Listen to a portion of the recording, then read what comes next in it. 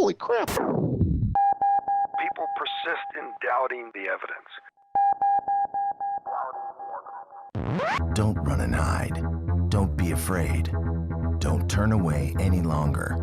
The truth will set you free. You're listening to Jimmy Church Fade to Black on the Dark Matter Radio Network. We're turning all of our antennas towards Jimmy Church on Dark Matter Radio. And now, your host, the captain of conspiracy, the prince of paranormal. This ain't your daddy's radio network show. This is Jimmy Church, Fade to Black.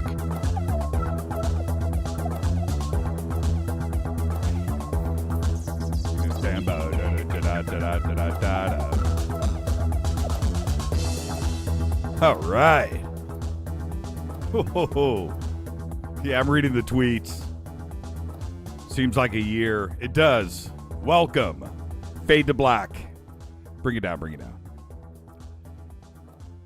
Oh, yeah.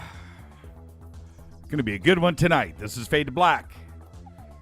Bespoke radio for the masses. Today's Wednesday, May 28th. We're 141 days into the new year. It does seem like a year since we were here. It's been 3.5 days. Live from the JP Motorsports Studios right here in Burbank, California. For KJCR and the Dark Matter Radio Network, I'm your host, Jimmy Church. Welcome, everyone listening around the world. All across the United States. Hither and thither, to and fro, north and south, back and forth, east and west, near and far. Welcome. It's going to be a good show tonight. Lights are down. It's going to be scary. Guaranteed. We'll get to all that in just a bit. As always, big proud salute to the men and women in uniform fighting the good fight for us. All around the world. Without them, there is no me, there is no you, there is no us, and you couldn't hear me right now, and I need you to think about that. Freedom of speech and the freedom we have in this country is the one thing we all hold dearest. It allows me to do this right here, and it's an amazing thing. And that's why I do that every day. And also, for everybody later that's going to be listening to the repeats on Dark Matter or YouTube or however you're going to get to this, tune in or TalkStream Live, whatever. When you hear the repeat, this is not a podcast. This is live. This is live radio. Oh, it cracks me up when I get email and stuff. Hey, man, your podcast, man. You know, your podcast. No. It's a radio show, but you got to love it. So I'm saying it now so somebody later when they're hearing this, go, oh, I get it. That's why dude is like he is. Oh, hopefully. We'll see. All right. Today, singer, diva, Gladys Knight is 70 years old. And I'm going to take the time right now to tell, it is going to be patient, go with me, maybe a minute and a half, but I'm going to tell a little story. Rita and I, my wife, were invited to, well, my best friend, best man at my wedding, his name is Rob Cazares, friend of 35 years, worked for Gladys for years, long time. And she's playing the Hollywood Bowl with Chaka Khan. She's headlining, not Chaka, Gladys. So we get invited down, and we've got, the prime seats, and we get to the Hollywood Bowl and meet up with Rob, and, they're touring. So anyway, we go and we meet up. We sit down. We got the wine. We got the food. It's a beautiful night. Stars are out. Perfect evening. The Hollywood Bowl. And out comes Chaka Khan. And Chaka has got about a 50-piece band. horns, violins, 20 backup singers, couple of percussionists, huge, like the LA Philharmonicas backing her up. This huge band that took up the whole stage. Chaka comes out and she's doing her thing. Wah, wah, doing that Chaka Khan, wah, that thing she does. All out of tune and nasty sounding, and man, just kind of putting the squash on the evening. Had to sit through that. Well, anyway, now comes Gladys. Gladys comes out, and I'm not making this up. She comes out with like a two-piece band. She's got a drummer, a guitar player, a bass player. I think that's it. Maybe a keyboard player. Yeah, a keyboard player. And that's it. Stage is empty. Nothing there. And Gladys comes out, and that woman opens her mouth, and God himself blessed the stage. It was insane to hear what Gladys Knight sounds like. And note to Chaka. You don't need an 85-piece band to sound good. You don't need nothing. And I'm telling you right now, Gladys freaked me out. That woman is insane. She is indeed a diva. So happy birthday, Gladys. That's my Gladys Knight story. That's how good she is. 70 years old. Follow us on Twitter at JChurchRadio. At JChurchRadio. Don't forget, hashtag DMRadioNet. Get in on the Twit room. Everybody listening right now. Right now, get in on the Twitter action. Follow us on Twitter at JChurchRadio. Go do it. And go jump in the chat room. I got my Twitter box right here, right next to me. I'm clicking now. Look at everybody's posting. All right, I'll read this during the break, everybody. But yes, I see you. I do. I see you. And the show's back. All right, follow, like, subscribe. We put up a YouTube video yesterday on the Malibu discovery. First time doing anything like that. Just popped up the pictures and ran off a live narration. Bing. The funny thing, when you do a 3-hour show like this and you post this stuff to YouTube, it takes forever. Little 5-minute video like that, rendered, done, posted up on YouTube in about 6.5 minutes. I'm like, man, we need to do a 6.5-minute show. Let's cut this baby back because I like that. That's a whole nother ball of wax. But anyway, the video's up, and if you go to jimmychurchradio.com, it is the featured video on the homepage if you want to check it out. And, all the regular listeners, what's there. But if you haven't seen or know about the Malibu deep underwater base, go check out the video. Thank you, Dale, for all of the pics, and Maxwell and everything else. So much feedback coming in on this discovery. It's this, it's that, it could be this, it could be that. You're out of your mind. You're not out of your mind. It's awesome. It's not awesome. It is what it is. We're going to find out. But it is indeed, whatever it is, extraordinary. And I'm standing by that. I can't get all these experts to agree. I can't get them to agree what it is that we are looking at. Everybody's got a different opinion. And what the pictures are and how Google handles it, how Google gets it done. I've had Google experts tell me different stories. So whatever it is, it's extraordinary. But we're going to find out. Trust me. All right. Tonight, Joshua P. Warren in for a guaranteed scary show.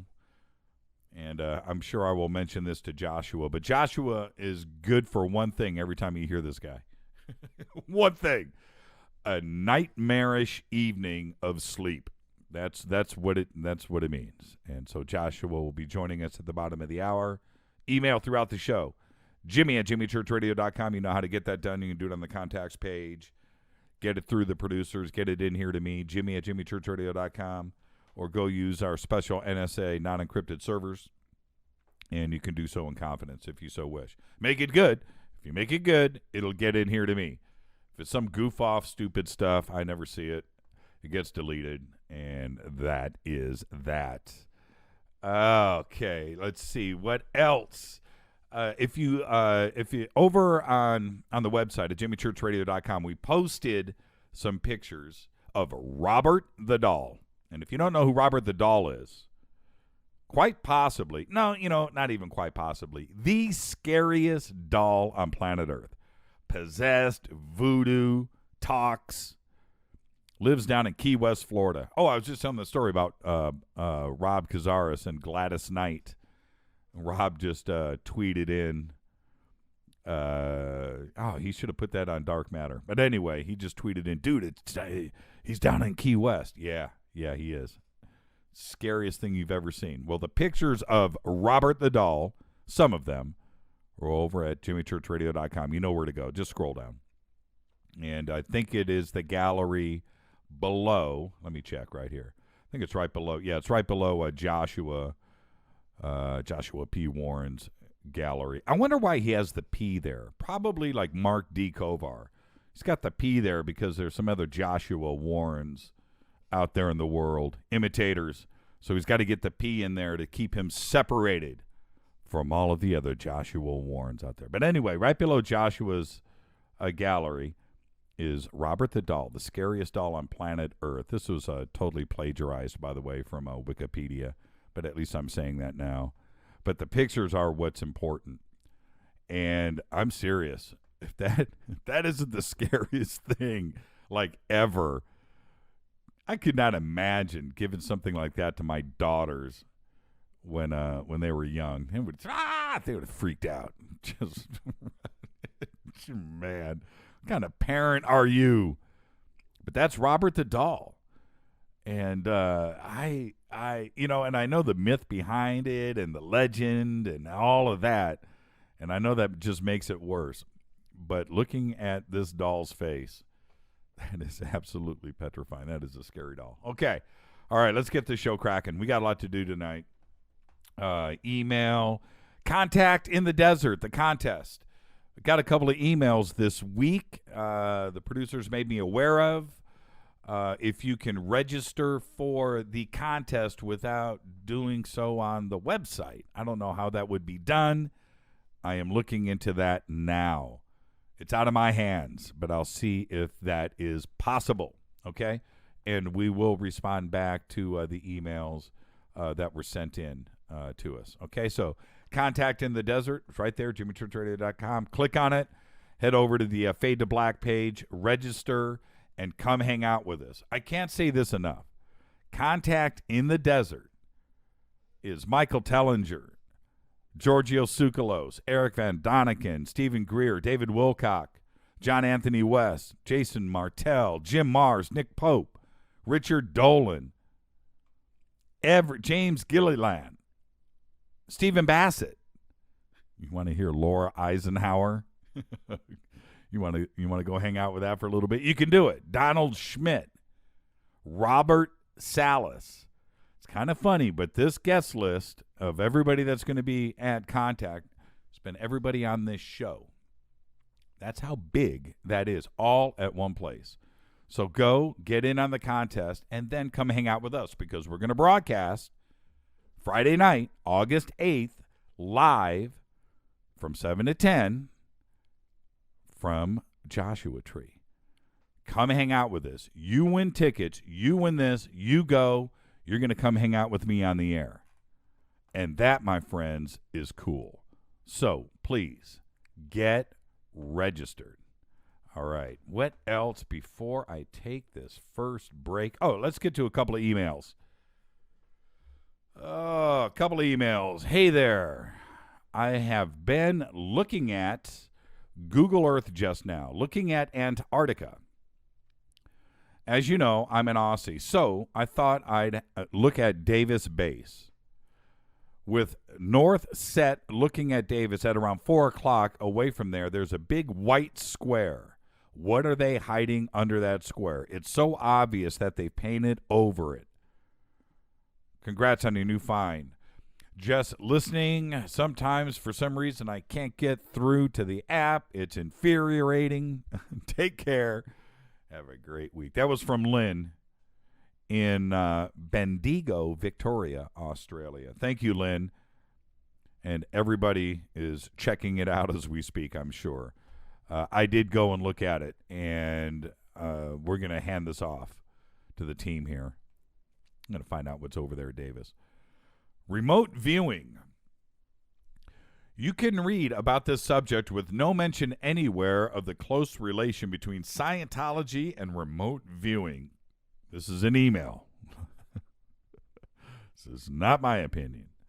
It simply is never discussed out loud or rarely in print. Has the church scared people to the extent that no one has the courage to even mention it in fear of retaliation? Yep, including me.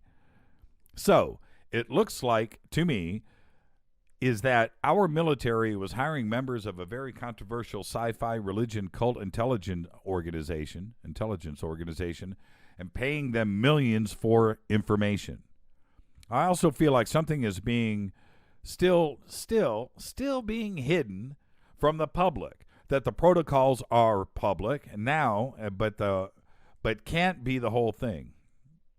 It seems like the info they do get is, for the most part, pretty vague, fuzzy, speculative. We are given the very few examples of detailed viewings over and over.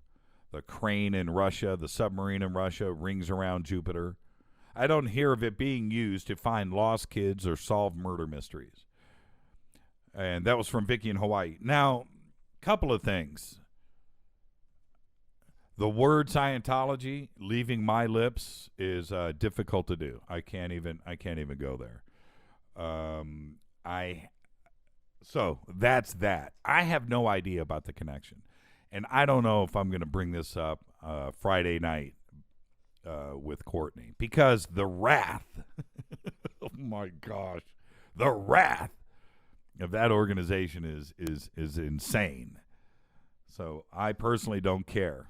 And so I block it out of my mind. So I'll leave it up to you. I've mentioned it. You guys listen. You guys, I don't know if there's a connection, but keep that word out of the email because they'll come a-running. That will cause some phone interference. Guaranteed.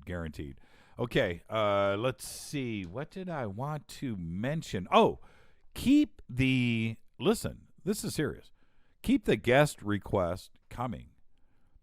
We get 2, 3, maybe 4 a day, every day. Keep them coming. Usually, everybody's thinking the same thing, and I get emails that are repetitive.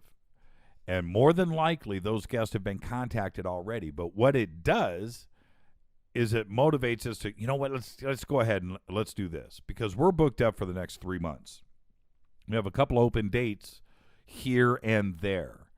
So keep the guest requests coming, and I'll sneak them in. Okay? And an example of that is what's happening this Friday with Courtney Brown. Got so much email about Courtney. It just flooded in. I don't know what I said. Well, I sort of do. And where it was, but the Courtney email came in. We had already been in contact. He said, absolutely. And now, Friday, Courtney Brown. All right? So just think about that. Just keep the email coming when it comes to guests. All right. Twitter, I'll get to that when we come back. This is Fade to Black.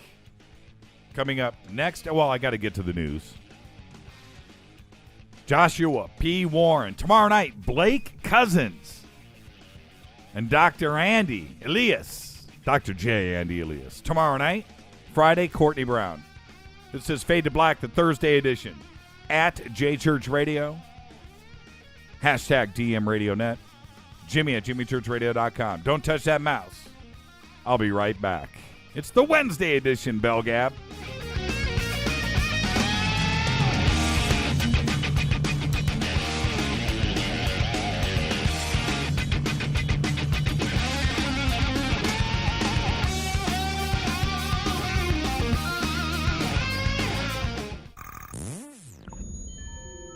You're listening to Jimmy Church Fade to Black on the Dark Matter Radio Network.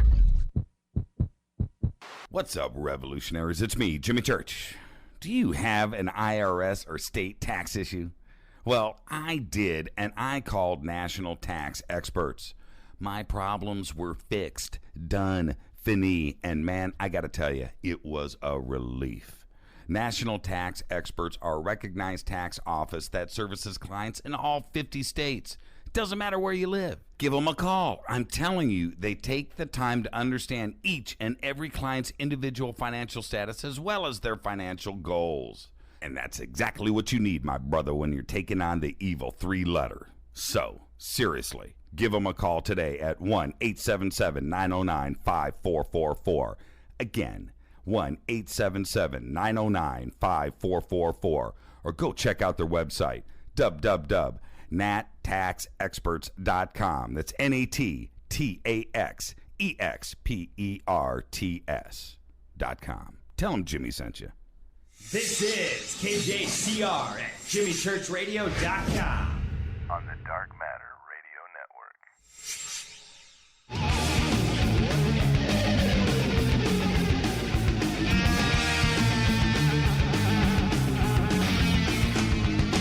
Oh, yeah. Yeah.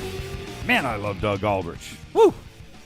Hey, Ronnie North, everybody out there, if you don't know who Ronnie North is, old friend of mine, sent me his newest album. So, and he said, hey, man, you want to use some tracks, man? You know, man? Well, Ronnie, absolutely. Thank you for those. And if you know a shredder out there as good as this, somebody like that, put me in touch with him. There's only a couple on the planet Earth. So if you happen to know one of them, send it to me. All right. Oh, I've just glanced at, glanced down, and I just saw this. Who tweeted this? Eugene. And he says, I'll say it again. David Hatcher Childress should be on to talk about the Smithsonian cover-up. David Hatcher. I do the best David Hatcher Childress impression. You want it? You want some? This is it right here. 2 million pound rocks were somehow moved. It was extra 200-ton rocks. What part of the country did he live in that he picked up that accent? Because that ain't American. That's not British. That's not Australian. That's not Transylvanian. I don't know what that is. David Hatcher Children. Have to have a translator on here. All right. News. Check this out. Before I get to the obvious, that there's nothing trending on CNN about MH370. Right now on CNN, it's Maya Angelou. Yes, she passed away today. God rest her soul. She was amazing. Stoning death, foreign policy, kidnapped newborn, Snowden, controversial food, and the city of tomorrow. That's what's trending on CNN. But then, right before the show, before I said there's absolutely nothing on CNN, this headline broke across the crawler, and it said, pings at the center of Malaysia Airlines search are no longer believed to have come from the plane's black boxes. The U.S. Navy officials tell CNN. You think? You think? That's your breaking news? You should see these texts coming in from the producers right now. They want to know what's wrong with me. I just won't let it go. I won't. Pings are gone. Plane is gone. Debris is gone. There were no pings. No debris. There wasn't any debris. But the big news over the last couple of days, HAARP is no more. The project in Alaska is going to be dismantled after it is shut down at the end of the summer. My thing is, well, they're shutting down that one. We don't know where else they could have something like this going on. But what HAARP is and what it does and the possibilities of its influence not only on the weather, but on us and our minds, is far-reaching. We don't know what it is. We don't know really what it can do. They're shutting down that one. We don't know what else is continuing. $290 million a year they've been spending on it, on that particular one. So it's being shut down. Big, big news. Did you hear this story? Hidden Cache. Have you heard about this? Up in San Francisco. At Hidden Cache. This guy up in San Francisco. That's his Twitter handle. At Hidden Cache. For the last couple of weeks, he has been putting out about $10,000 or $1,000 a day, $100 each, in envelopes, and hiding them around San Francisco with clues on Twitter. So every day, madness is happening up there, and I think it's pretty cool. And I'll tell you what, if I was in San Francisco, I'd have got me some. So he's a real estate guy, and I don't know how he can afford to do this, but he says he's going to remain anonymous, but he's going to continue doing this like forever. He's not going to stop. He thinks it's cool. He thinks it's fun. I would think that the people up there that are chasing the money down don't need it, because that means you have a cell phone and you have a Twitter account and you matter, if you know what I mean. But, you know, the homeless people on the streets aren't participating. Kind of sad. But nonetheless, $1,000 day philanthropist, pretty cool, going nuts. The other news for the weekend for me, are you ready? Steve Perry from Journey, after 19 years, took the stage in St. Paul, Minnesota, and sung 3 songs with the Eels, the L's, the Eels. He did. I couldn't believe it. So I go and I watched the video last night. We've been waiting. You know, Journey's got that little, that guy, the singer from the Philippines, the kid. He's pretty good. Sounds like him. Kind of looks like him if you squint your eyes. But 19 years. Steve Perry just got done with, some skin cancer surgery and, some other health issues and stuff. But he's back. So I watched the video last night.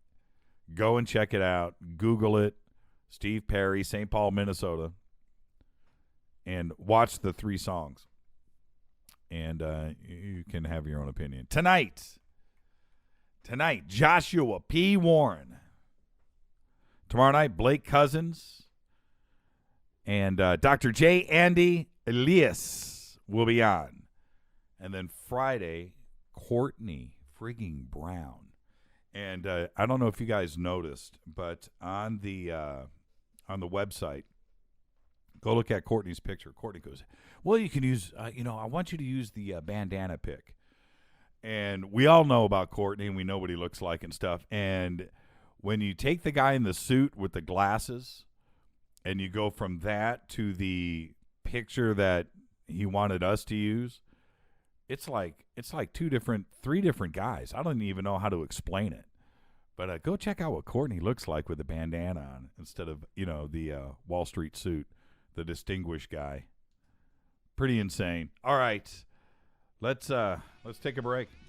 When I come back, Joshua P. Warren in the house. This is Fade to Black. I'm your host, Jimmy Church. At JChurchRadio, hashtag DMRadioNet. Get in on that twit room. Jimmy at JimmyChurchRadio.com. Don't touch that mouse. I'll be right back with Joshua P. Warren. Stay with us.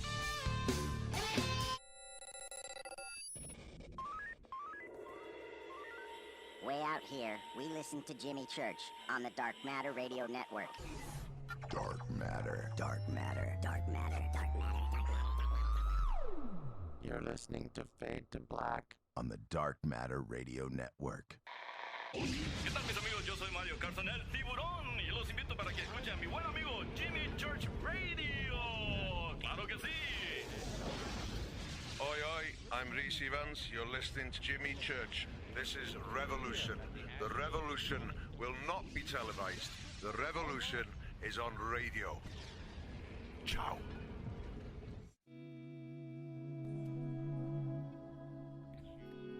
All right. Stay with us, Joshua.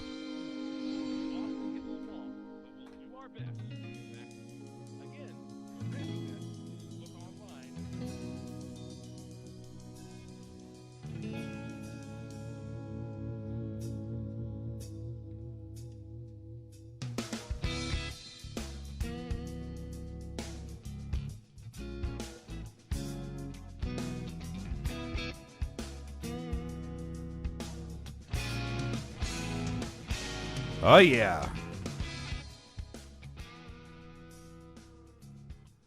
Welcome back. Fade to Black, the Wednesday edition. So good to be back. It's going to be a great show tonight.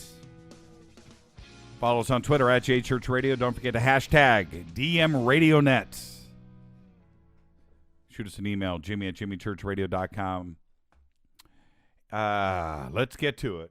Let's get this cracking. Oh, there's a problem with the call. Okay, no, we're good. We're good. We're good. We're good.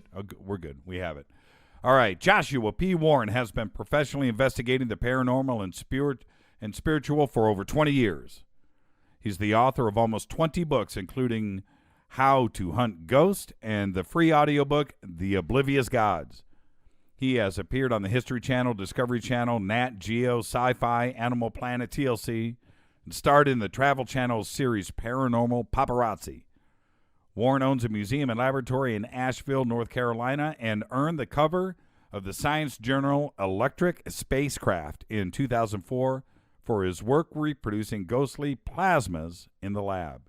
He divides his time between Asheville and his Bermuda Triangle research base in Puerto Rico. He is widely considered an expert on the mind-body environment relationship and our connection to spirits, UFOs, cryptids, ESP, and interdimensional beings. His groundbreaking research into radionics and alternative energy is a popular topic with his audience around the world. And we just... here he is. There he is. We got him. Joshua, we lost you and we got you back. How you doing, man? Hey, I'm doing great. Nice to be on the show, Jimmy. You sound great. Man, you're in Puerto Rico, right? That's right. So, if we do have any weird technical connection issues, it may be because I'm in the middle of the Bermuda Triangle. So that's the price one pays for being out here in the middle of the action in the ocean. Hey, I got to say, first off, thank you. Welcome to Fade to Black. It's great to have you on. We're going to have a great time tonight.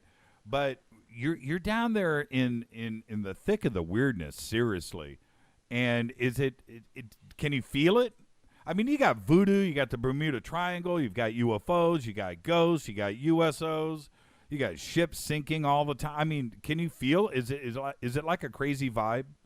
Oh yeah, you definitely can feel it. In fact, I've traveled all around the world investigating strange sites, and I believe that Puerto Rico has more paranormal activity per square foot than any other place I've been to. And when it comes to what you feel here, I always reflect on some of these graphics that NASA has produced that illustrate the inconsistency of the Earth's gravitational field. And these maps usually show in red the places that have a higher level of gravity, and in blue, a weaker level. And if you look at this patch of the planet we know as the Bermuda Triangle, it is so deep blue that you literally can't even see Puerto Rico. So the gravitational field here is less. And when you come down here, especially in certain spots, you feel a little bit disoriented at first because you can perceive time flowing at a different rate. And at very least, this is affecting the way the human mind perceives what's happening here. So every time I travel back and forth between here and the States and other places, I go through a period of adjustment. It could be the Puerto Rican rum. That has some impact. I won't deny it, yes. And the grog here is always good. Yeah. Oh, man. So we've got so much to talk about tonight, and again, thank you. We've got so many different things that I want to try to get out there But before we jump too much further, because you're in Puerto Rico and the UFO activity that's going on there on literally a daily basis, and I want you to talk about that. What do you think about this Malibu discovery that the folks here, Fade to Black, have pulled off this week? And have you had a chance to look at the images? I have, and I must say it is impressive because, we have this sort of perplexing position. If there's a secret base underneath the ocean, and we know there are many of them, we don't have a good reference point as to what they're supposed to look like. And yet, when I see the image that you and your team found there, it looks about as close to an underwater secret base as one could imagine. And of course, we also have to realize that when there is an artificial structure under the ocean, that structure is also going to get covered up with various sand and debris, and you're going to have corrosion. And so it's going to give it a slightly naturalistic perspective. But when I look at that picture, just based upon the image alone, it obviously seems like there are pillars or columns supporting some kind of a nice opening or series of openings going back up underneath the land. And I think you're onto something very promising. And if it is indeed a secret base, then you'll find out very shortly when the men in black come knocking on your door, Jimmy. Trust me, I'm waiting for the helicopters and some rappelling, onto the roof of the studio. It makes me a little nervous. It does, but it's also, exciting in that. And you and I were talking about this earlier today. We have, and I have personally, searched up and down the coastlines here in the United States, from Alaska down all the way to Cape Horn in South America. And I did the same thing on the East Coast with the same resolution in Google Earth that we are looking at the anomaly off Malibu. So, trying to find something that looks the same, so we can confirm or deny a lot of different things. But I can't find anything. And so that's the other thing for me that just sticks out, Joshua, that it stands alone on its own merits, if you know what I mean. Oh, yeah. I talk to fishermen all the time who have been on the water practically their entire lives, and they'll tell you left and right about seeing just what we would consider typical submarine activity, always slipping in and out of hidden portals around the shorelines. And then when you compound that with these stories that people have about seeing craft flying in and out of the water that look like UFOs, or what we would call USOs at that point. Right. It makes you wonder, are these craft simply curious about the military activity, or is indeed the military working with some of these beings powering these craft? And when you look at some of the pictures of how exotic these things are, these craft, you eventually have to believe that there may be some type of a working relationship. You mentioned there on my website right now, I've got some pictures posted that I broke on the internet just recently.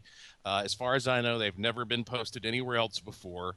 And you can see not only some of these weird craft around Puerto Rico, but there are a couple stills from a video clip that a lifeguard shot off the beach of Boquerón here on the southwest point of Puerto Rico. And in these stills, you actually see the craft emerging from the water. It's half in and half out, and then almost instantly appear in the sky. So this might be one of the first instances of one of these things being captured in the process of coming out of the water. And when you look at this craft, it's weird looking. It doesn't quite look like anything conventional, and yet it's traveling at such an enormous rate of speed that we can tell this is not the type of technology that we are used to seeing.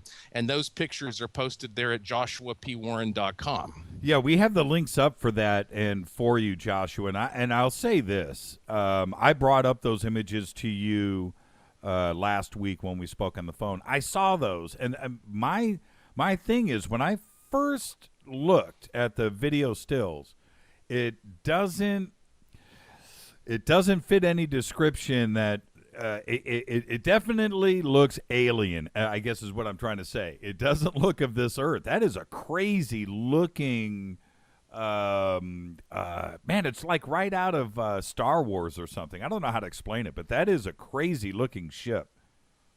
Yeah, one of the nice things about living here in the year 2014 is that we are exposed to so many different types of technologies, as well as so many imaginations by watching movies and TV shows, that we now can take a much more detailed, critical look at what these craft are, and things that people in the past might have described simply as being cigar-shaped or disc-shaped because they're looking at it from the ground. We are now able to see can appear that way at first glance, but with high quality imaging, yeah, these things look a lot more complicated and bizarre than that. That's exactly what I mean. It looks intentional. What I mean is it's not a flying saucer. You know what I mean? It's not that. You look at this and you go, holy crap, that's something, and it doesn't look earthbound. You know, it doesn't look it's just got a very foreign, scary look to it is the best way that I can describe it. Great image. Yeah, well, and I'm always impressed when I'm able to meet the photographer. And whenever I post images on my website, and I have a whole section of different types of images, ghost images, alien images, for me to think something is credible enough to post, I usually have to speak to the photographer.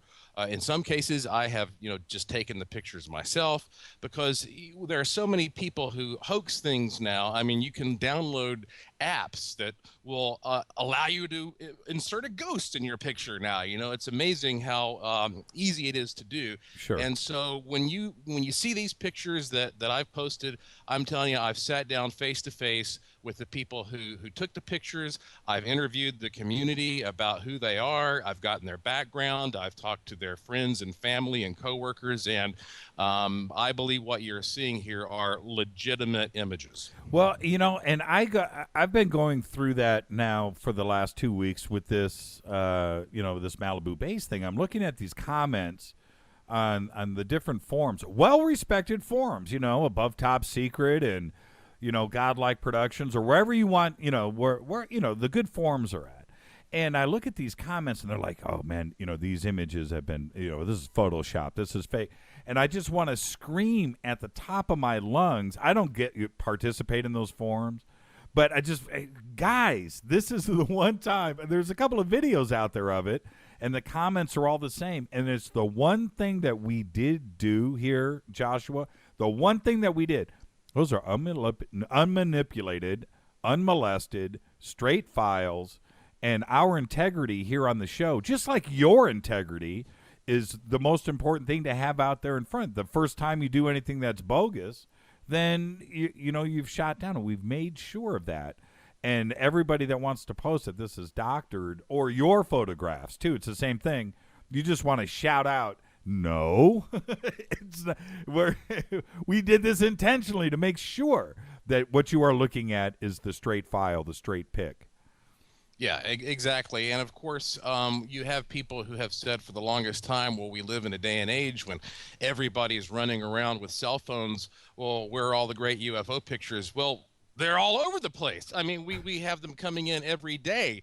Every week, somebody calls me with some kind of a profound experience, and they send me photographs. And of course, I have the advantage of working also in the TV industry, whether that be, of course, with the people who do shows on Nat Geo or History Channel or Travel Channel, also feature film. I've worked as a consultant for Warner Brothers, and so I'm able to contact guys who have gone to film school, who have the degrees, who have the very best equipment, and they analyze a lot of this stuff for me. And so I say, don't trust my opinion on this. You can really dig into these pictures, even if they're digital, and tell a lot about the coding involved and how they were made. and when they were made. And there are people who are just saying, well, this is definitely something that cannot be explained. And we're getting so many of these images, you have to face the fact that maybe there are more of these things flying around us every single day than we even realize. Well, just like out here in Malibu, where the residences, and I've said this so much, they practically just pull out their lawn chairs at night and sit out on the balcony and just watch the lights show. It's been going on for decades. Is that the same thing in Puerto Rico? I mean, the reports, it seemed like for a while there in the 80s and 90s, it was really out of control in Puerto Rico. And is that really what goes on there, like every night? Yeah, amazingly enough, it is, because when I first got here to the West Coast, and of course I've been coming to Puerto Rico for 7 years. I started in San Juan like everybody else, but I eventually moved here to set up a base on the West Coast because the activity is so much more rampant here. As a matter of fact, I can get in my car right now and drive 8 minutes and arrive at the Laguna Cartagena, which is one of the biggest UFO hotspots in the world. It's the UFO Lagoon. Not surprisingly, it's been taken over by the federal government. And people in this area have seen so much activity that I can walk down the street and just ask random people if they've ever seen a UFO. And I kid you not, at least 1 out of every 4 people has not only seen one, but had a sighting in broad daylight where they have seen dramatic details. And it's similar to one of the pictures there, or a couple of the pictures posted at my website. And I feel, however, that when you really start digging into this, you quickly realize a lot of the people are a little uncomfortable talking about it because you can't separate these from the military activity. And Puerto Rico has been a site for military experimentation almost as soon as it was taken over by the U.S. in 1898. I mean, over the years, the military has brought monkeys over here to do experiments on them. Some of these mutated monkeys escaped and are now a nuisance on the island. The military has tested all kinds of different bombs at certain areas like the island of Vieques, including using radioactive materials. And there are lots of these mysterious military men roaming around the island, and plenty of these people have honestly been intimidated over time. And then you throw in the world's largest radio telescope.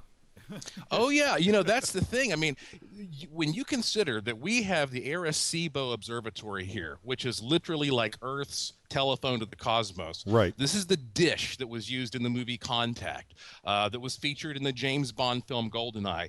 You've got that huge dish there, and you have also one of the HARP outposts on the West Coast as well.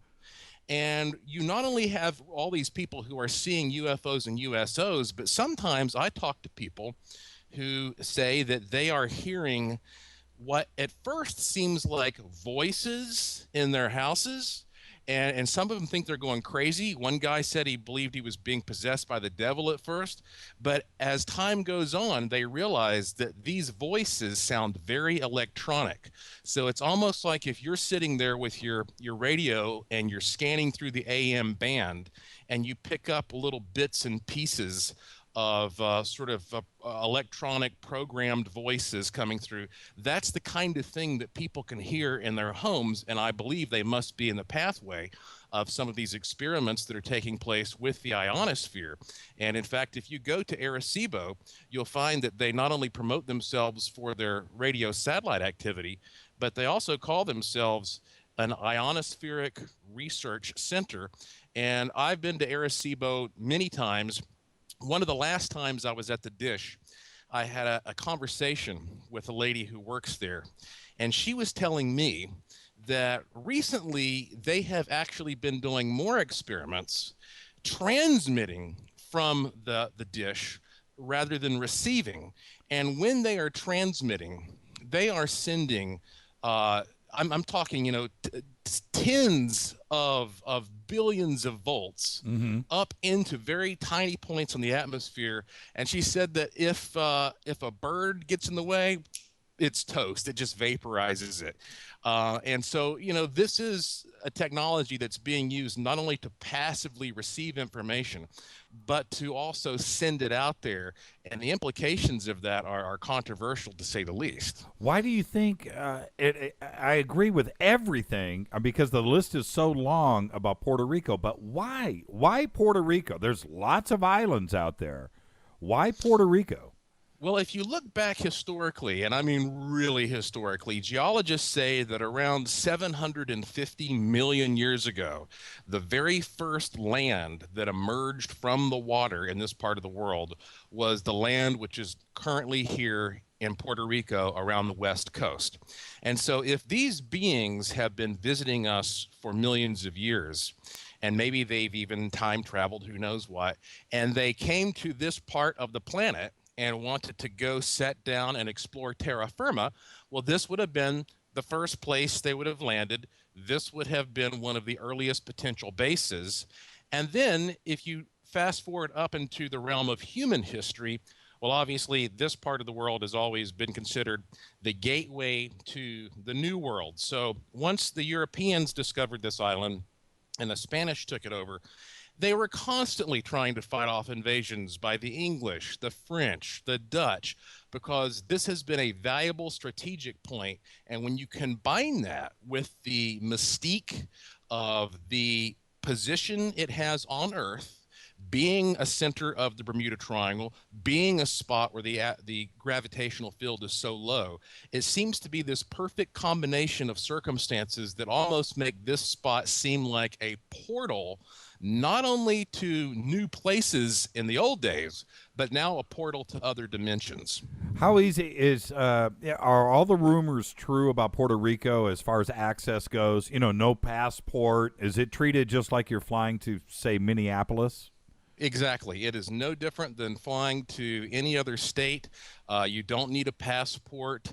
And in fact, one of the things that I love about Puerto Rico is that because it is a U.S. territory and all the residents are U.S. citizens, you can actually bring a pair of third-generation night vision goggles here. And that's restricted if you go outside U.S. territory because it's a security risk. So I have a pair of third-generation night vision goggles. And any day now, I have a special adapter that's arriving in the mail that will allow me to hook up a video camera to the night vision. And as soon as that happens, I am planning to capture some surely mind-boggling footage going out there at night and observing the skies. So the tweets are coming in, and one of them, two, three of them, they're saying the same thing, that we need to help you get some research done out there in Puerto Rico. And you and I were talking about that earlier. So, yeah, absolutely. We would love to extend a partnership, helping hand. We're all in this together, brother. And that sounds great. Yeah, absolutely. And we'll take a peek around. Later on after the show, you just tell us where to start. But other than that, we'll me and the guys here, we'll turn that island over. We'll find it, man. We will. Good. So now this is the thing about Joshua P. Warren. And by the way, why the P? Is there a lot of Joshua Warrens out there running around, imitators? You need to get the P in there and separate you from... I published my first book when I was 15 years old. I started very early.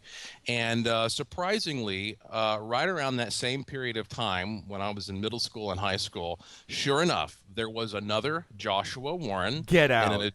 In an adjoining district. And he, too, was a writer. And so I started using the P, which stands for Paul. Right. I started using the P to differentiate myself from him. I actually got to meet him at one point, and real nice fella. He never really continued pursuing the writing like I did, but last I talked to him, he ended up being an English teacher in China, of all things. So yes, I use that for differentiation. And also, people ask me from time to time if I'm related to Ed and Lorraine Warren because of all my work with ghosts and spiritual stuff. Mm-hmm. And I am not related to them. And so it's just, I guess, one of those synchronicities of the paranormal world. I was watching, this is a while ago, but I was watching you on Ghost Adventures with Zach Bagans. And he turns around and says on camera, And he goes, yeah, so Josh Warren. And I was like, did he just call him Josh? Warren without the P and the what? You know, it didn't sound right. I mean, we just know you as Joshua P. Warren. So, but the thing is, for you, to me, is one of the things that I'm guaranteed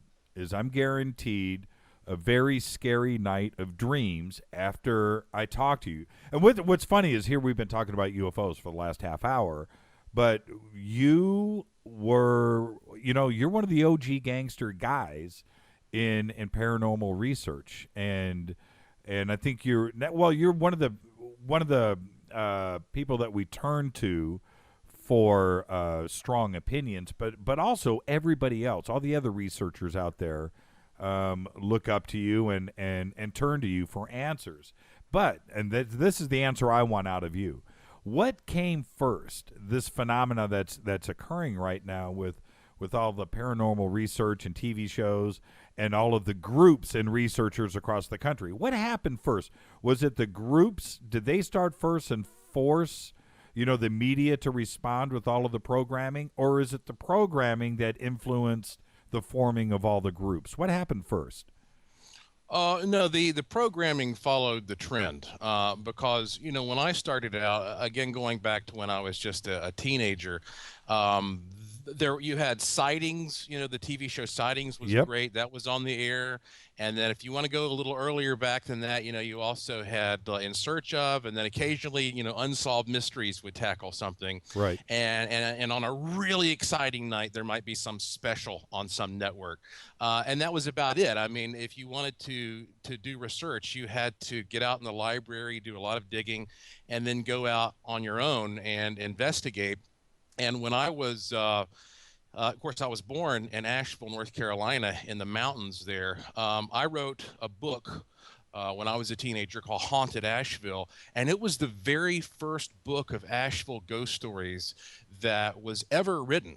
Now you have about 5 different ghost tours that operate in Asheville that are all competing with each other as full-time businesses, and that alone shows you the leap. And I think that basically the reason that the TV industry sort of caught on to the trend is because the technology sort of reached a point where it was easier for people to go out and do ghost research, especially when the night vision technology like the Sony night shot features became available. It gave people a different approach, showing something different. I mean, I remember, for example, the very first time I was on major TV, I was about 18 years old. And around that period of time, or shortly thereafter, I had shot some very interesting night shot type footage. And I showed it to a network, and they were like, we can't use this. And I said, why not? And they said, well, it's green. The whole thing is green, And that was a really big deal, that it was aesthetically displeasing to use a green. Now you flip through the channels just about any time, 24 hours a day, you're going to come across some green night shot thing. We don't even think twice about it. And so it was a matter of sort of the TV production business catching up to the fact that, hey, people are not just interested in how a show looks. They're interested in the content as well. And so what you're seeing is really just the combination of the level of interest matching the technology and the awareness of the trends. Was it Asheville that messed you up? I mean, yeah, basically. Yeah. So growing up there, just, the stories about Asheville, they're as long as your arm. So what was it like growing up there, and what happened? Joshua, something happened when you were growing up that that made you P. Warren. What was the event? Well, being born in Asheville, and of course that's where my lab is, that's where my mystery museum is, that's where the original tours are that I created, etc. That's always been my base. And when you grow up in a place like that, you hear all kinds of interesting legends and stories and myths. And my family has been in that area since around about the early 1700s, believe it or not. And it was, however, something specific that happened to my family that I think in retrospect was most inspirational to me. And it goes back many years before I was born. In the Depression era, my grandmother on my mother's side was named Virginia Brigman. And actually, at that time, her name was Calloway.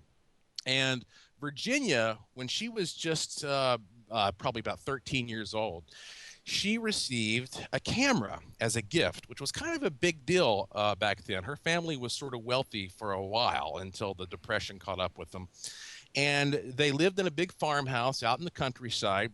And one day, Virginia's father, named Jack, and her older brother named Claude, and Claude was in his 20s, they came back from a small game hunting trip and posed for a photograph. And she took this great classic picture of these two old rugged mountain men holding their small game, you know, their rabbits and squirrels. But when the picture came out, her older brother Claude did not have a head. And it wasn't just like it was blurry, like he'd been moving his head. It was transparent. I mean, you could see the vegetation behind him. Right. And they knew this was weird, but they didn't know enough about photography to understand just how weird it was. Well, one month later, I have to interrupt. Explain. Are you saying this is film, right? This is film. That's right. This was a still film camera. The negative. That this is the way that it appeared. They went back to the negative and so forth and checked it out. And is that what you're talking? I want to be very clear because that's amazing. Yeah, absolutely. They, of course, again, didn't understand precisely how photography worked, but when they saw the print and the negative, they realized that Claude did not have a head. It was just like his head was clear. I mean, I saw this photograph myself when I was a kid. Right. And what's very unfortunate is that when my grandmother passed away, all of her possessions sort of scattered to the winds, and I do not have a copy of that photograph. And I'm hoping that someday it will fall back into my hands again. And what made that photograph so significant, however, was that a month later, Jack, the father, he's in the kitchen preparing lunch for himself and for Claude. And Claude was sitting on the porch outside reading a copy of his favorite publication called Western Magazine, old gunslinger tales. And the two of them were conversing back and forth through the window. And at one point, Jack said something to Claude, and Claude didn't respond. And he repeated himself, and Claude didn't respond. So when lunch was ready, Jack walked out onto the porch. Here's the magazine, but no Claude. Well, hours went by. Nobody'd seen Claude. People started coming back from various errands around town. Anybody seen Claude? No. Well, the next day, they have the authorities involved. They're out there with dogs. They're scouring the woods. My great-uncle Claude was never seen or heard from again. It was as if he had literally vanished in mid-sentence in the blink of an eye, as if he had been raptured away to some other dimension. And this was a profound tragedy to my family because they never had closure. They never had any sense of what happened to him. And I'll tell you, even as an adult, I have gone back and hired professional investigative historians to look through the records and find every bit of paperwork related to him, census records, employment records, and there's a nice little paper trail that goes all the way up to that day, and then boom, it stops. It was like he had literally been transported into some other dimension, and his fate had been foretold a month before in this ominous photograph. Right. And because this was not some old legend or wives' tale, but something that literally happened in my family, it made me very curious, and it opened my mind to the reality of the paranormal. And as soon as I was old enough to drive a car, I was out there investigating this story and other places to try to find out, are there other dimensions? And are ghosts and spirits a part of this? And I started out writing almost exclusively about ghosts, but I tell people that if you stick with this field long enough, it doesn't matter if you come in looking for ghosts or UFOs or Bigfoot, eventually you're going to get into all those different areas because, as Charles Fort said, you can measure a circle beginning anywhere. And it seems like all these paranormal things are connected on some level. And that's where I'm at now in my life. trying to explore those connections. That story explains a lot, by the way. It does. That explains a lot. Now, does your family, and especially after the incident when he did disappear, did they feel comfortable talking about that photograph and the possibility that he could have been, beheaded maybe, and his body is, I'm uncomfortable talking about it. That's a creepy story. That's a scary story. So did your family continue, and do they talk about that today? Oh, yeah, they talk about it. Of course, many of the people who were directly involved are dead now, but it's a good thing I started looking into it when I was so young. And I was able to go through the community. It happened in a place called Barnardsville, North Carolina, and I was able to speak with numerous elderly people who were alive when that happened, and they all told the exact same story, the exact same version of events.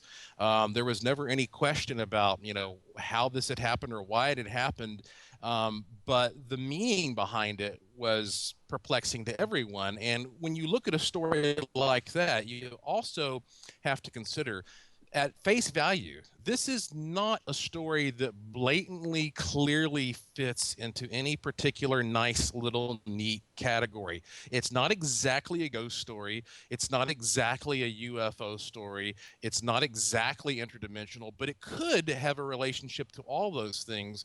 And I believe that kind of set the tone for my approach to the paranormal, that we have these weird things that happen to us, and in retrospect we look back and we try to make sense of them, and we end up eventually filing them into a particular cabinet. But as they're happening, these are often very messy things, and anybody who's listening right now who has actually experienced a true paranormal event, and especially when you weren't expecting it, when it happens, there is this very unsettling, eerie feeling that washes over your whole body, and you suddenly feel very tiny and very ignorant. And it's that ultimately gives you that sense of, ice water down the back, and hey, maybe people are not nearly as smart and wise as we'd like to think we are. A little time travel in that story too, as well. A little possibility, maybe it was him from the future that was photographed in the picture, but he was really dead, and that's how you're absolutely right. It doesn't fit in any category. That's a great story. You need to find that picture, Joshua. I know. To me, that's one of the biggest, challenges out there, to find this particular picture that made such an impact on my life. And my grandmother, Virginia, she had 10 children, and they're spread all over the country. And unfortunately, they never all really got along very well with each other. And so that's why it makes it even harder to figure out who may have this picture. It's possible, though, that it just got trashed. That sort of thing happens. But, I'm glad that you brought up the time travel connection, Jimmy, because when I look at ghost research and why this is important, aside from simply going out and having a thrill, one of the technological goals for me is to figure out how that these instances from the past become recorded somehow in the environment. Because if we can learn exactly how that works and then create a device that will allow us to peer back into the past and view history exactly as it occurred, not only would that change everything related to the truth of our identity, our religions, our politics, our ideologies, but it also would give us this very sort of mind-boggling idea that if we can do that, and if that is possible, then that means that right now, as you and I talk, people from the future are potentially watching us, and that everything we do every day might actually be a performance for people from the future. It's like you're your own little Truman Show. And if you've ever had this sense that something is always watching you and observing you, and maybe you think, hey, that's just God or whatever, Well, what if it's a little bit more specific than that? What if we literally are being observed and judged by people in the future? That makes you sort of question your behavior a little bit, and it makes you feel that your privacy is non-existent. Well, anytime I talk about this subject and I get some maybe naysayer, whatever, that wants to jump in and go, not possible, I just go, dude, deja vu. Yeah. Ever happened to you? Yeah. Well, okay.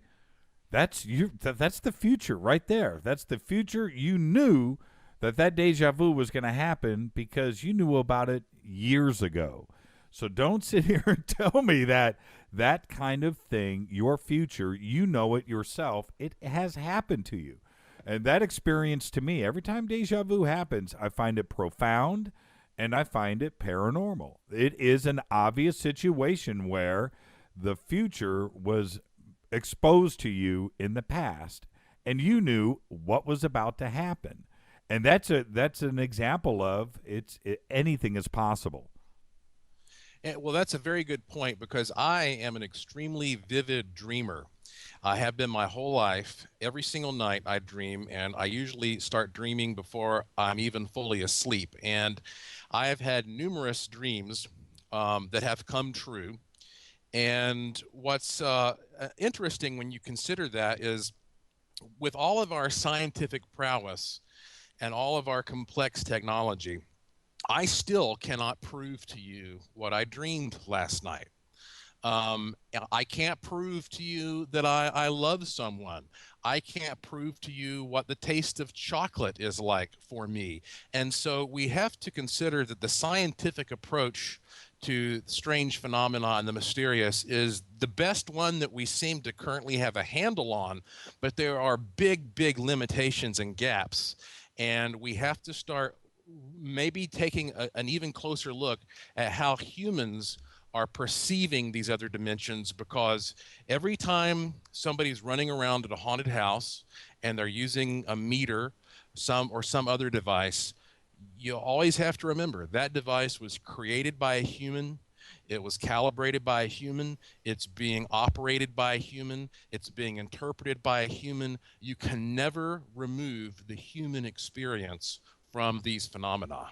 Now, aside from your investigations, and we're going to talk about that later on in the hour, but have you had an actual experience with your own two eyes seeing an apparition or a ghost in front of you? Yes, and it took me, I'm thinking about 6 years before that ever happened. In fact, I reached a point where I began to believe that maybe I couldn't see ghosts, that maybe not everybody can. Right. And I'm just one of those people who can't. Maybe I didn't have the right types of, rods and cones, or maybe there were not certain connections in my brain and synapses firing. But all that finally changed, however, when I did see a ghostly form, and not only saw it, but was able to photograph it and to touch it. Do you want to hear about that little experience? I just said excuse me 3 times. What? Okay. Did you feel it when you touched it? Yeah. I was contacted by a young lady who was a college student. This was in Asheville, and she had recently moved into a small house there, and about 2 days later was on the verge of moving out, because she'd been moving in when she saw some type of a figure in her house, and she thought it might have been an intruder who broke in. But then there was no evidence of that. And then she started seeing these misty forms around the house. Her girlfriend started coming over, and they were having sleepovers, and they thought this was really cool. And they started taking pictures and getting all these wild pictures of these big misty forms. But when things really took a serious turn for her was when she started waking up at night and seeing this kind of misty form in her bedroom. And then finally one night she woke up and it was in the bed with her. And that's when she was like, screw this, I'm out of here. And she left and got in her car, drove to a parking lot and slept there the rest of the night. And then called me the next day and said, I'm going to move out of this house unless something can be done to stop this activity. And I tell people, I am not a ghost buster. I am not an exorcist, but I do have tips on how you might be able to stop this activity sometimes. It just depends. So I went to her place with a small team. We took a lot of measurements. We interviewed everybody. And the first time, we didn't really document too much that was out of the ordinary. But knowing how rare these things are, I went back on a second occasion, and that time I was going room to room, and I just so happened to be in the attic with another researcher named Rob. And I was taking some measurements and started getting some weird interference in the electrostatic field. And then Rob said, "Josh, look." And I turned. He and I were about maybe 3 feet from each other, and right there between us was this blue-gray misty form, and it was just swirling in the air. And getting back to what I was saying earlier, every time I imagine what this was like, I get this feeling like the feeling I imagine a caveman must have had looking at fire for the first time. Here I am staring at this thing, and my brain is scientifically going through the cabinets, trying to figure out mentally what is this. And I'll never forget that the surface of this misty form, it almost had these kind of geometric facets that were kind of moving and shifting around. And so I reached out and touched it. And when my hand broke the surface, it felt icy cold in the middle, and it made the hair on my knuckles stand up as if you were putting your hand up to a television screen. You get that electrostatic sensation. Right. Rob, the other researcher, he reached out and he was touching it. So here are the two of us with this blank expression on our faces, just, speechless, reaching out and touching this form that's flowing in front of us. And then it started to dim. And this is after about 30 seconds. It got dimmer and dimmer and dimmer. And that's when I realized, oh crap, I have a camera around my neck. Right. Was it the shape of a body? I know I wouldn't say it was the shape of a body. It was more of kind of it was a slightly irregular yet oval-like shape. Okay, I got you. And I'm not sure if you would actually think of this as a partial bodied apparition, or if this would literally be more of a ghostly mist. I feel like probably just more of a mist. But I was able to snap a photograph of this just before it vanished. And I didn't get when the photograph was taken, it was not in its fullest, most solid form, but I was so pleased that I got any kind of photo documentation of this. I saw it, another person saw it, we both touched it, we were looking at it from opposite angles. This was a real ghostly phenomenon. I'm pretty sure I've got that picture also on my site. If you go to Joshua P. Warren and scroll down, joshuapwarren.com, right, there's a label that says World's Wildest Ghost Photos. These are all free. These are credible photos. And if you click that, I think that I have that photograph in there. And I went back downstairs after this, and the young lady's name was Amanda. And I said, okay, I saw it. And it was like the weight of the world had been lifted from her shoulders. She was so delighted that somebody had come in from an objective point of view and saw this thing and documented it. And that's when I started to realize the true therapeutic value of going into these places and helping people understand what's happening to them. What page is that on? I'm scrolling have through to go now. back and look here. I'm pretty sure it's on there. I can't say 100%, but I'll look while we're talking. Okay, well, I'm on page 3 now. There's about 7 pages of photos, best I remember, right, that I have there now. Okay. Wow, they're all good though.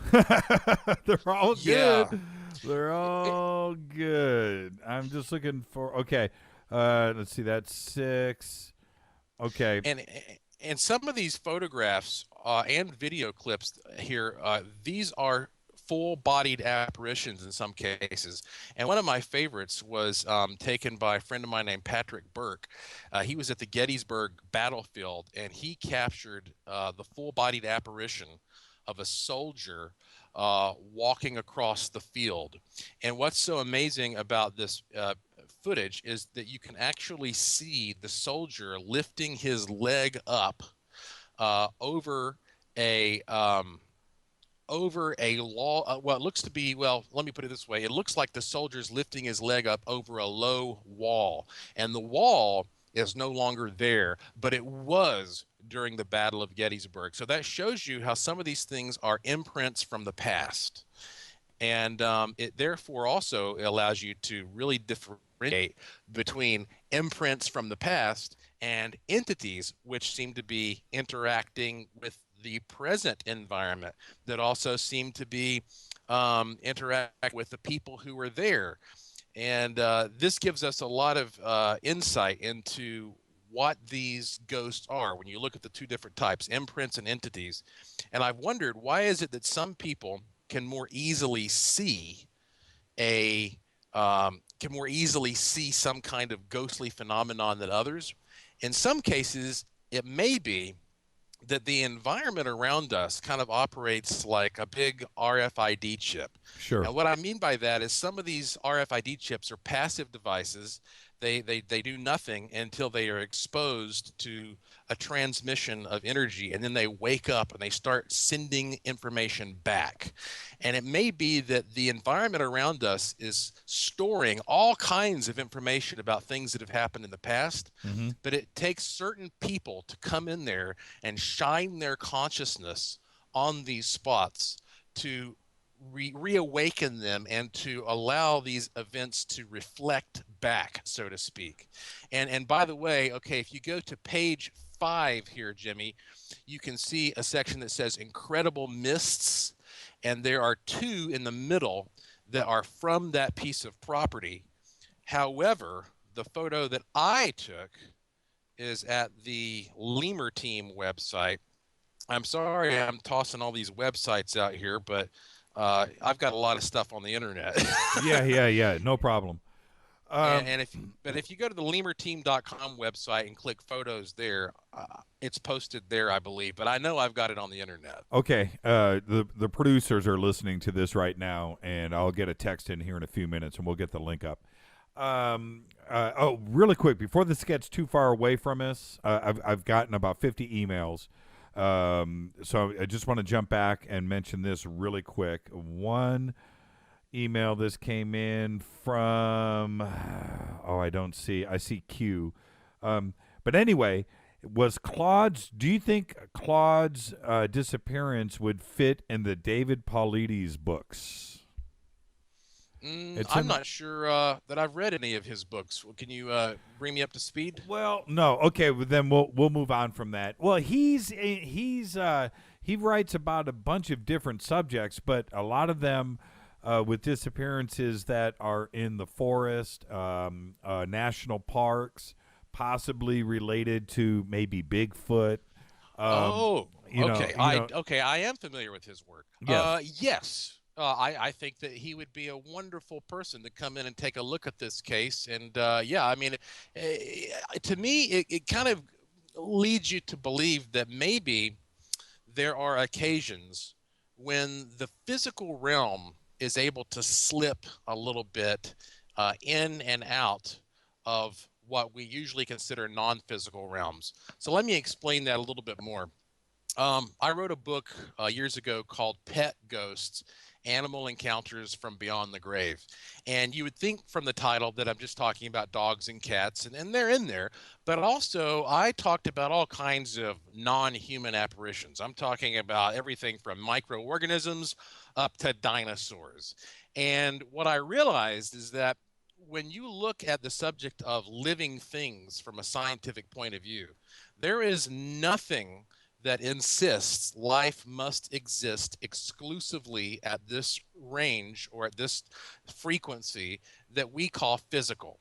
And of course, one thing is physical to another if they happen to resonate within a similar frequency range. So I believe that there are probably living beings that occupy ranges of life that are sometimes just above or just below what is usually physical to you and me. However, under certain circumstances, we experience what you might consider electromagnetic weather or interdimensional weather. And it could be because there's some solar flare, it could be because something else cosmically is happening. And what it does is it shifts the frequencies just a little bit so that for a period of time, we are able to experience these other beings and they are able to experience us. Now, usually when the weather settles back down, the dimensions snap back where they're supposed to be, and we just see something like a Bigfoot creature that just vanishes. And the reason we can't find him and put him in a cage is because he's not usually in this particular realm. Right. But it may be that sometimes when a person slips into that other situation, for some reason, the conditions are so extreme that person cannot get back. And so there may literally be people out there who are living in some bizarro realm that looks similar to ours, but is not ours. And what a terrible fate that might be. What do you think about cats and dogs? You know, you brought up rods and cones earlier, and, you know, obviously we know cats see stuff all day long that we can't possibly see. But and reptiles too as well. Do you think they're attuned to seeing ghosts and seeing things in a different frequency or light range that we can't see?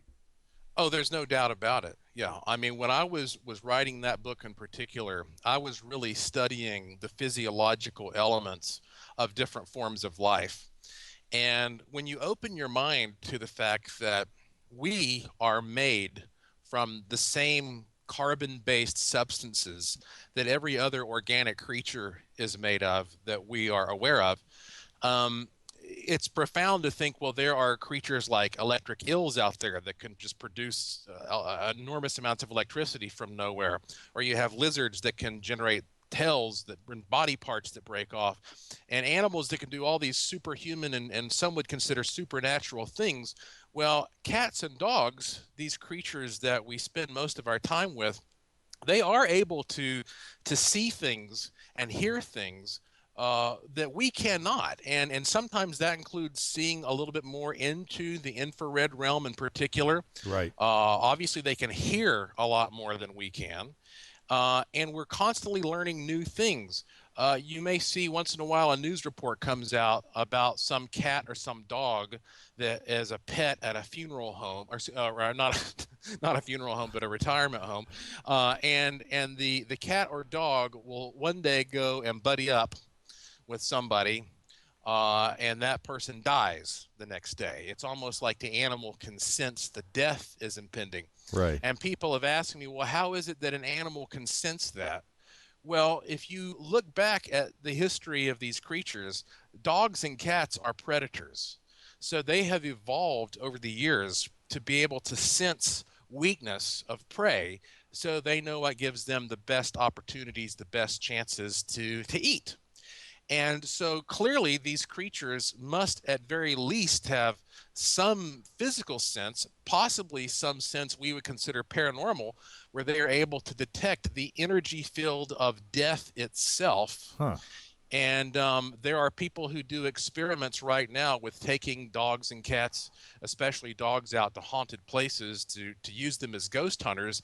And one more thing I'll mention along these lines is when I was writing that book, I was surprised to find that when somebody or some animal dies, the flies that appear on that body appear so quickly that when they have done studies, they have found that these flies have come from so many miles away. We cannot explain how the fly was aware that there was a dead body. There had not been time and proper conditions for the cells to decompose and for microscopic particles to drift through the air. Yes. So it's almost like the flies were not picking up the physical evidence that even flies can sense this thing called the energy of death. And when you go to these haunted houses and you see flies that are infesting certain parts of the room, it makes you think that maybe the flies are there, as popularized in stories like the Amityville Horror, because they are still attracted to that residual death energy that won't go away. Since we're talking about death, Joshua P. Warren, Fade to Black on the Dark Matter Radio Network. I'm your host, Jimmy Church. This is the Wednesday edition. And now, Josh, if you don't mind, I want to talk about, let's change gears a little bit, but I want to talk about our friend Robert the Doll. And one of the reasons why I want to talk about Robert the Doll is because of children in general. I think that children, for some reason for me, when a child is scared or they say that they see something, it's really scary to me. You know, it's a scary thing. It's you know, and I'm a parent, and I think that has something to do with it as well. But then the other scary thing for me is, you know, is dolls and children and dolls. And then the subject of Robert the Doll, this for years has just, you know, I've been to Key West. I've seen Robert the Doll myself. It's one of the most frightening images out there. So let's change gears, if you don't mind, a little bit. And let's talk about this. I don't know if you have our website open or up. Yeah, you do. So go to jimmychurchradio.com. Scroll down below your gallery, below the Joshua P. Warren gallery, is Robert the Doll. And I've got 4 images up. And first off, have you visited Robert yourself? Oh, yeah. I actually did a very extensive investigation of Robert the Doll, and I believe I have some information about him that nobody else has, as a matter of fact. Okay, excellent, most excellent. And for everybody out there that's listening right now, if you think this is premeditated, I told Joshua before the show, we are not going to talk about Robert the Doll right now. We're going to talk about it tonight. I don't want to know what you know. And please confirm that for me, Joshua. Did we have that conversation? We did. Yeah, we did have that conversation. And as a matter of fact, right after we had that conversation, I went to my Twitter page and I posted a link to some 3D pictures that I took of Robert the Doll, because I knew that you wanted to discuss this, but I didn't know until an hour before showtime. Okay, fantastic. Yeah, we didn't post this gallery until an hour before showtime. So, okay, so what's your Twitter handle? Where can people find those? It's at Joshua P. Warren, and if you go to joshuapwarren.com, at the top you'll find a link to Twitter, Facebook, also some Android apps that I have, one about San Juan, one about Asheville. All that stuff is on the website. Fantastic. I want to see these 3D images myself. Okay, so over here is the Robert the Doll gallery. So let's just, I'm gonna actually hand it off to you. Tell us the story about how he came about. It's an old story too, and when you look at this doll, you can tell that this isn't, you know, this doll wasn't purchased at Target in 1995. This is an old story. So take us back to the beginning and what's the history of Robert? All right, and just to follow up. Because I did find it, the picture that I took, if you go to, of the Misty form, if you go to lemurteam.com and click photos, it's page 7. It says a mist that was seen with the naked eye. So okay, I need to get that linked up. But Robert the Doll. Well, in 2010, I traveled down to Key West to do a special report on Robert the Doll, for a variety of radio programming. And I prepared for, I guess, months, I would say, before I even went down there. I have a radio program called Speaking of Strange that I do Saturday nights, and I was able to bring on the show some people who had actually seen Robert the Doll move around and come to life. because when most people think of Robert the Doll, that's what they think of. The story goes back to around the year 1906, when there was a family that lived there in Key West, and it was called the Otto family, and they were quite well off. They had a little son who was about 4 years old, and his name was Robert Eugene Otto. And the family had a servant, so they say, who was from the Caribbean. She was from one of the islands in the Caribbean. It's unclear exactly who she was or what her background was, but she obviously knew something about voodoo and various types of island and tribal spiritualism. And apparently, she must have gotten displeased with the family at some point, and her way of expressing this was by making a special doll for a little Robert Eugene Otto. And so she constructed about a 3-foot doll. As you can see when you look at the photos, he looks like a little sailor. He's got kind of a pockmarked face, which of course over time has degraded. And he's holding a little stuffed lion. And that's because little Robert's favorite animal at the zoo was a lion. And she presumably made the doll look a lot like little Robert Eugene did. And that is why when she gave the doll to the boy started calling the doll Robert.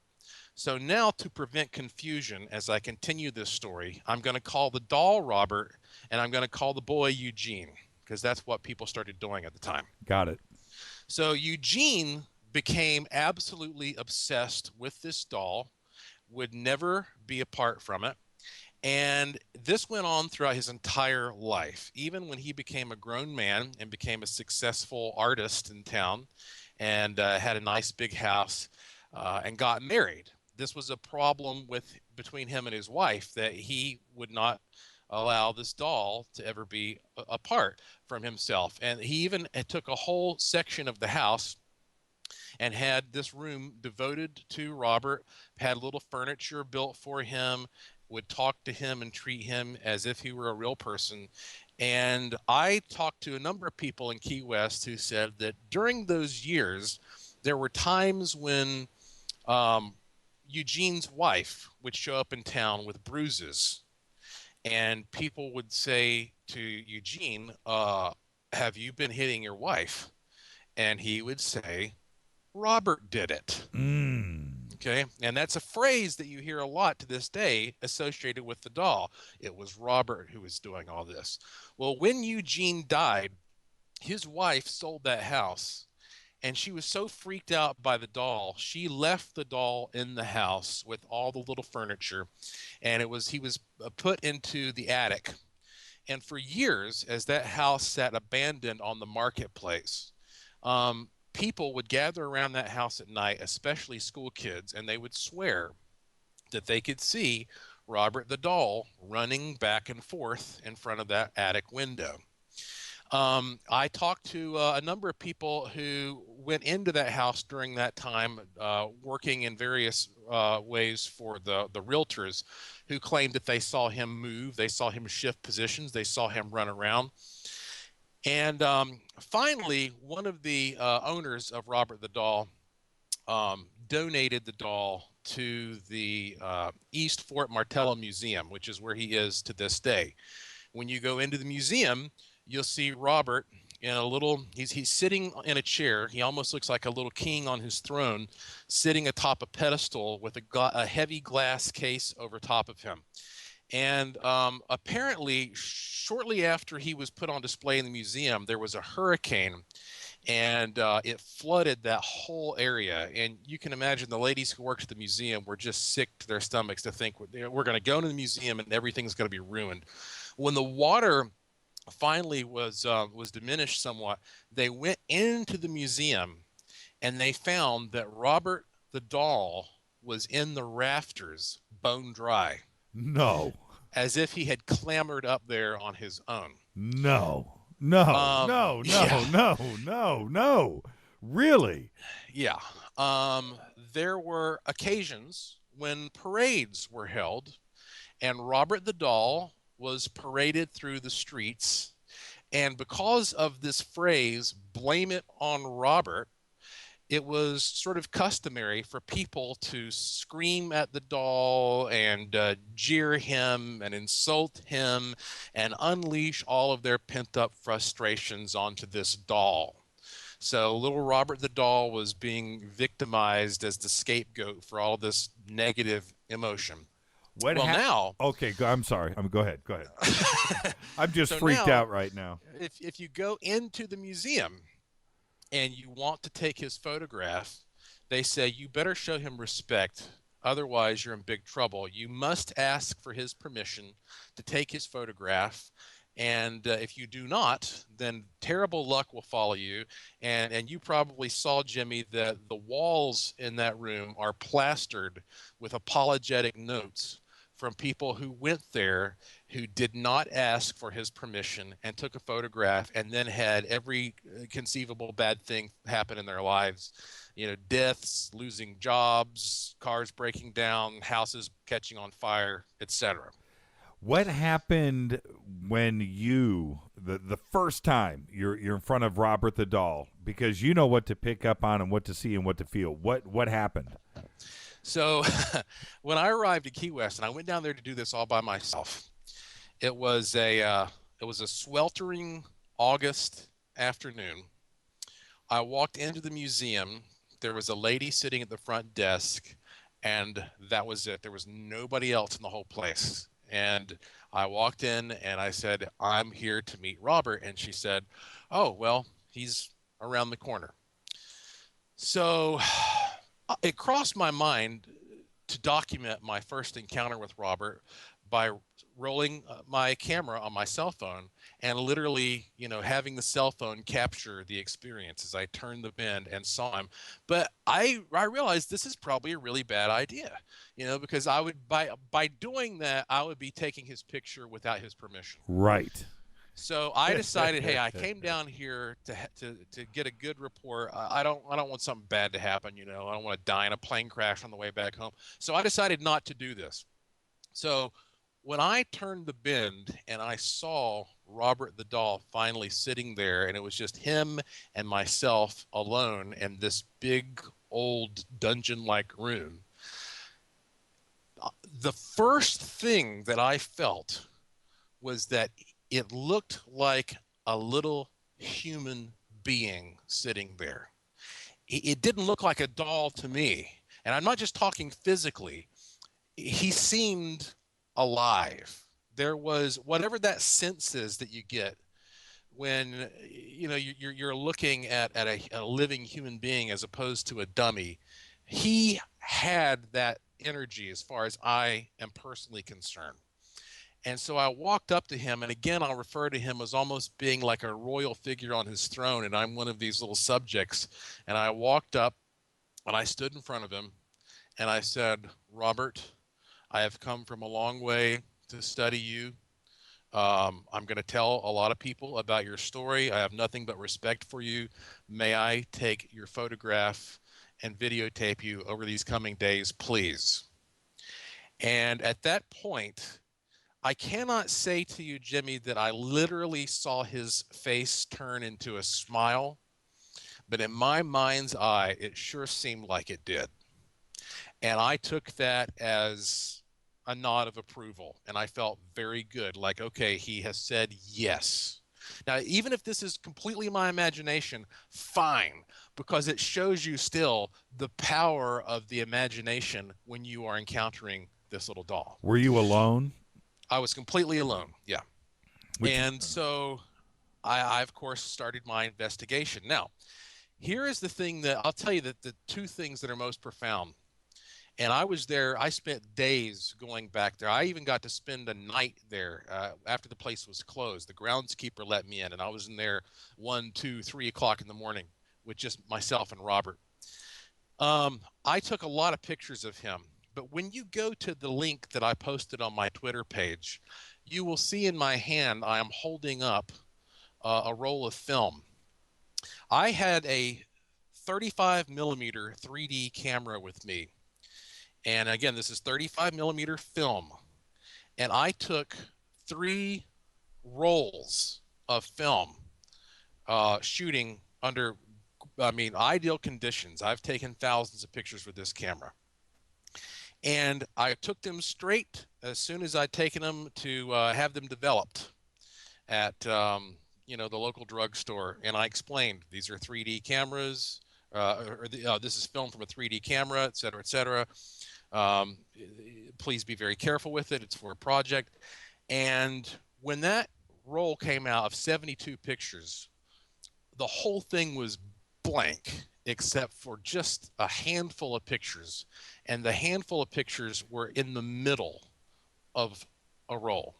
I cannot explain how that happened. But when you look at the 3D pictures I took there, you're looking at the few that turned out, because the rest was wiped out as if this had been just exposed to some type of extraordinary energy. But here is the second thing that I don't think anybody else discovered. And since I've talked about it some, so other people may know about it now. I was very lucky because usually that doll is so precious that they always keep that glass case over him now. Well, the administration was kind enough to make special arrangements the last day I was there to have 2 guys come out with big old suction cups and lift this glass case off of the doll.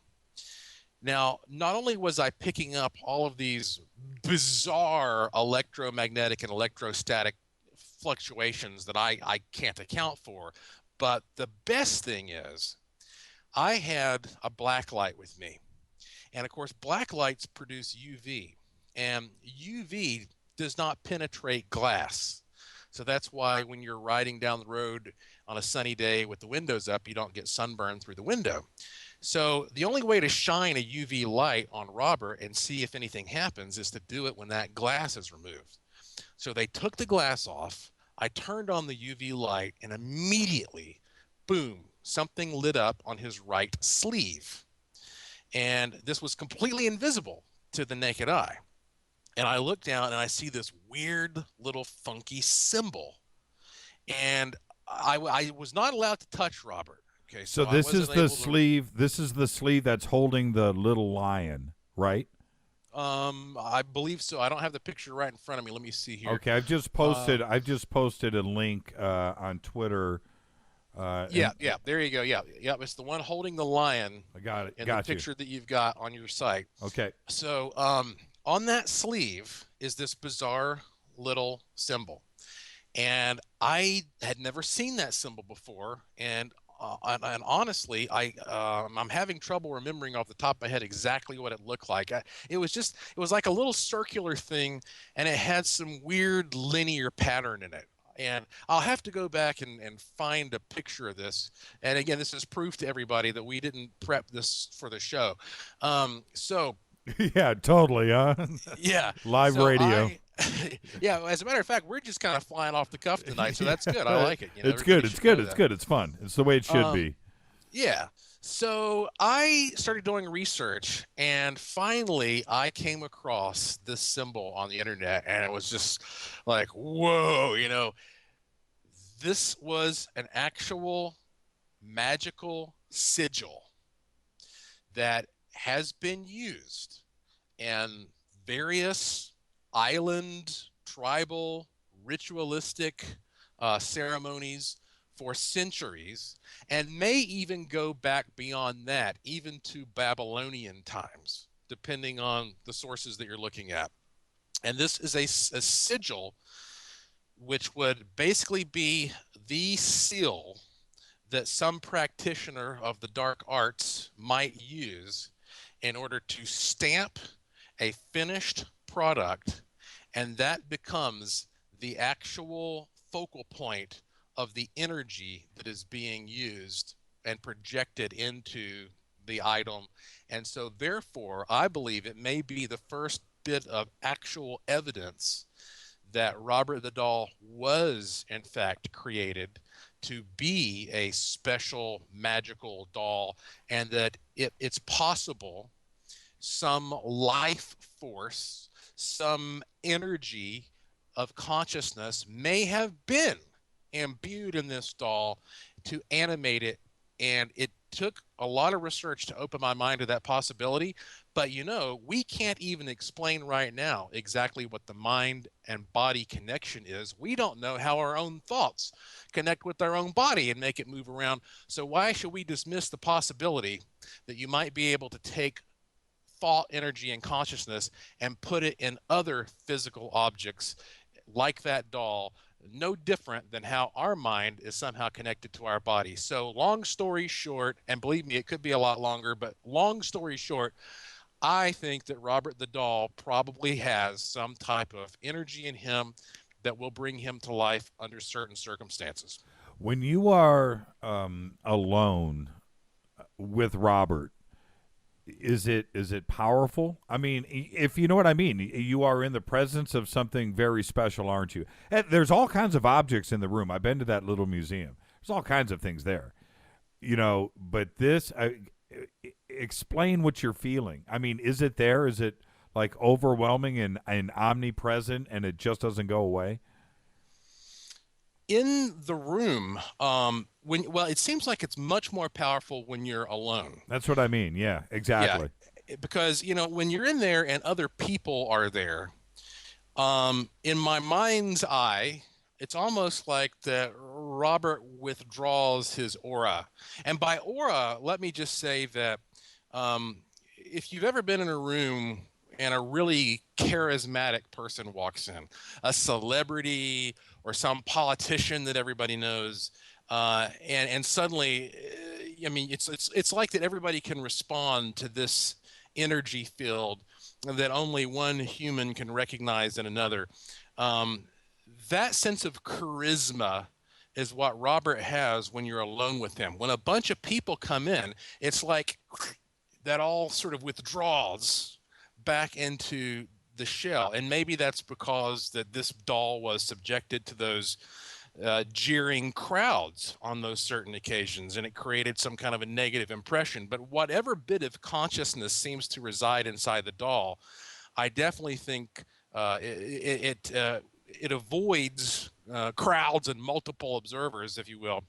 And when you're there alone, the doll's charisma starts to radiate out. And that's why you don't feel like that you're alone in the room. I mean, you have to remind yourself, even me talking to you right now about this and thinking back on being in there, I don't feel like I was alone in the room. I feel like I was in there with this little guy named Robert. And to me, he didn't seem necessarily like a bad guy.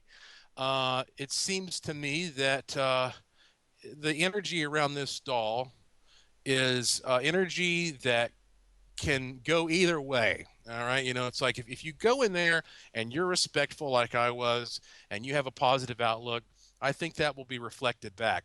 But if you go in there and you have some kind of a rude, dismissive attitude, then you're going to pay for it. And maybe Robert is just a mirror of whatever energy is around him. But even so, that you will perceive him as being some type of an interactive, sort of conscious little entity. Is it safe? Is it safe for people to maybe mimic what they're seeing, on TV with Ghost Hunters or Ghost Adventures or any of those shows, and walk around the house with a little recorder, and see what you can find? Is that safe? And are you okay with people doing that? Well, it depends. I wrote a little booklet a couple years ago called Poor Man's Paranormal, and it's available on my website. And basically, it's a handbook for how to use common, accessible, everyday household items if you want to investigate the paranormal. So let's say you wake up in the middle of the night and there's some ghost floating in your bedroom. You may not have time to run out and buy some device to document, some fancy meter, or call some group to come in, but there are things that you can cobble together right there in your house to document what's going on.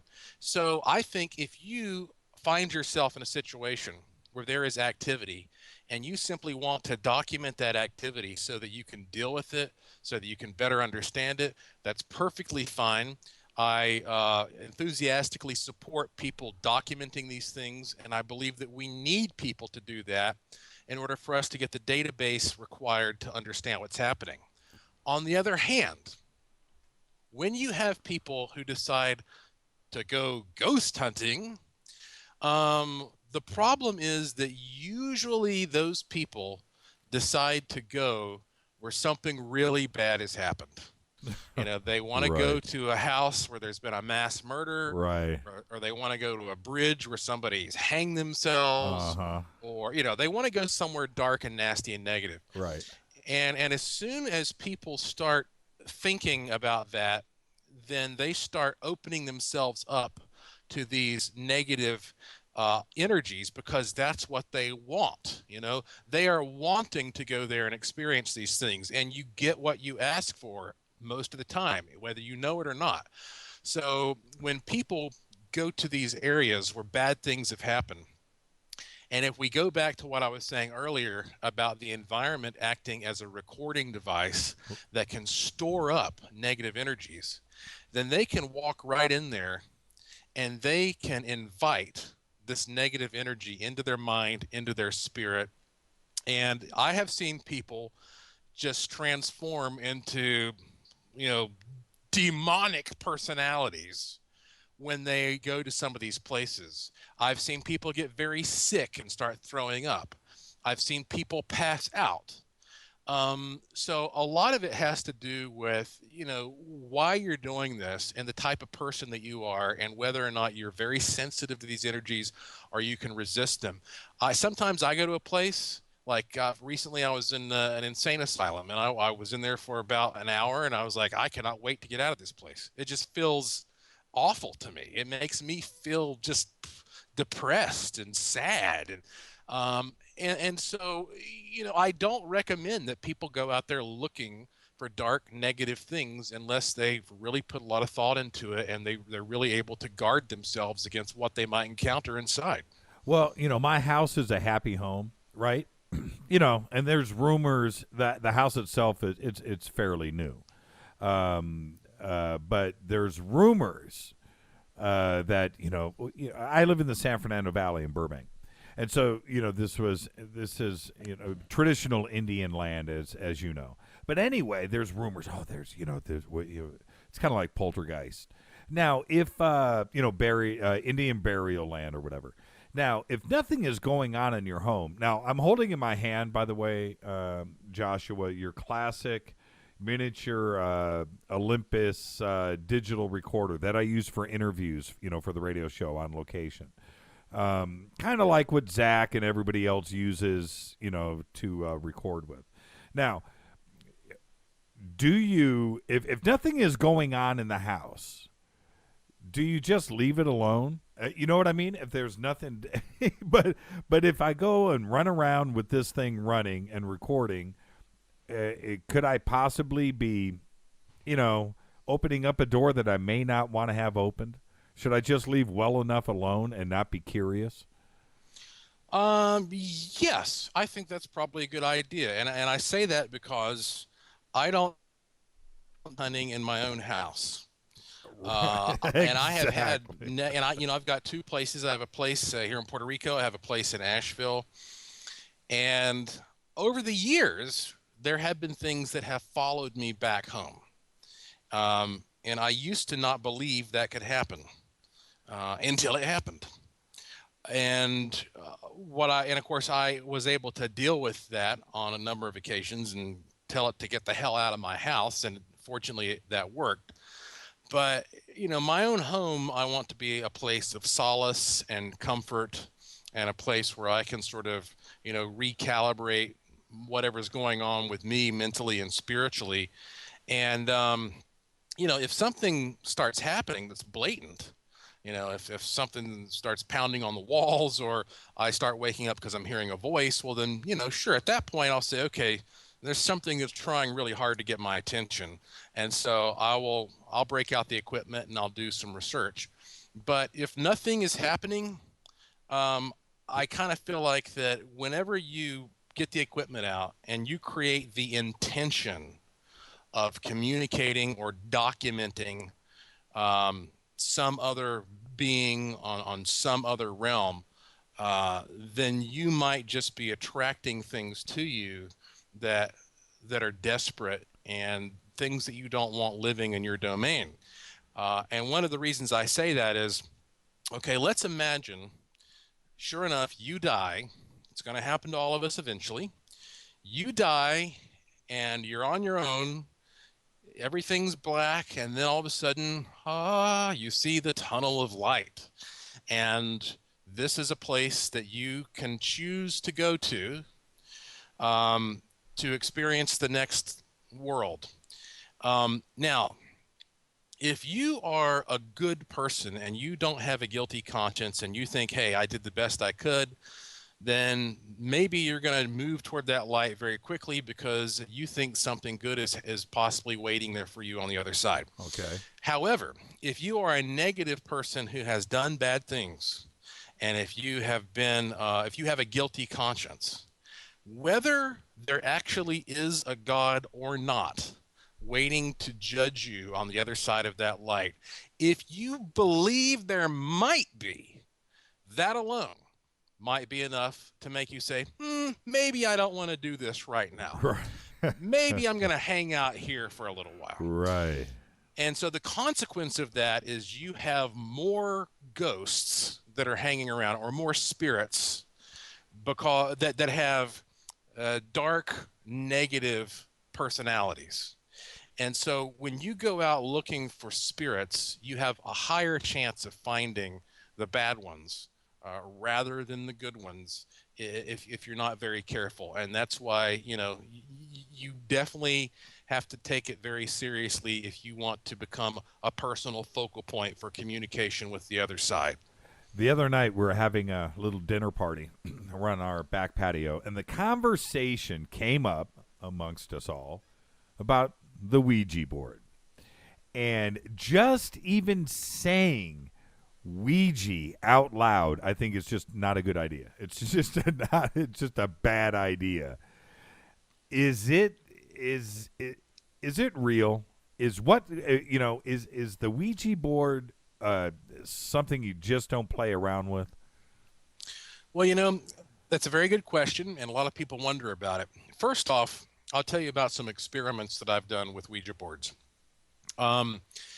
We've all played around with Ouija boards at one point or another as a kid, but as a paranormal investigator, I decided to get very serious about answering this question. And I got a number of people, had about 10 people who I'd contacted or had contacted me in one way or another, who all claimed to have had very significant, solid experiences with Ouija boards and were very good media for this energy who agreed to participate. So I would take 2 people and sit them down on a Ouija board and have them go through their own little session. And the 2 of them are sitting there, and this thing's just going nuts, and it's spelling out all kinds of words and answering specific questions. And then I would say, all right, now we're going to move on to phase 2. And at that point, I would blindfold both of them. And now suddenly it all turns into gibberish. And so I think that we have this misperception that there is some force that's just involuntarily moving your hands around and putting them in the right places. Instead, I think the Ouija board is just like any other dowsing type tool, meaning that if somebody's getting accurate information, it's because that person has a pronounced psychic ability, and that usually when people have psychic information flowing through them, it's so deep below the surface that they can't quite access it. It's buried under so many of these conscious distracting thoughts. And so tools are there to give you a feedback device to sort of tap in to the subconscious information that's flowing through you. And so whether you're using a pendulum or dowsing rods or a Ouija board, it seems to me that what's important is the mindset and the skill level of the individuals involved, and not so much the physical tool that's being used. I think also, and I think you kind of touched upon this, not only earlier but now, but when you have children involved, now you have, innocent, they don't understand, maybe, but also they may also have an ability that they haven't tapped into yet that they don't know about, and treat it as a game. And the next thing you know, they actually get this thing to work. And it would happen with or without the Ouija board, if you know what I mean. If somebody there has the ability, then it's probably going to happen anyway, some type of contact. Yeah, absolutely. I mean, because, really, this is all based upon the human mind interacting with these energies. And that's not to say that sometimes these energies do not manifest in a way that we can put under a microscope. I mean, in 2004, my team and I made the cover of a science journal because we spent many years investigating the Brown Mountain Lights phenomenon. And Brown Mountain, it's in western North Carolina. For over 100 years, people have seen, and possibly hundreds of years, people have seen these multicolored balls of illumination sort of floating on and around the mountain at night, and nobody's been able to fully explain what they are.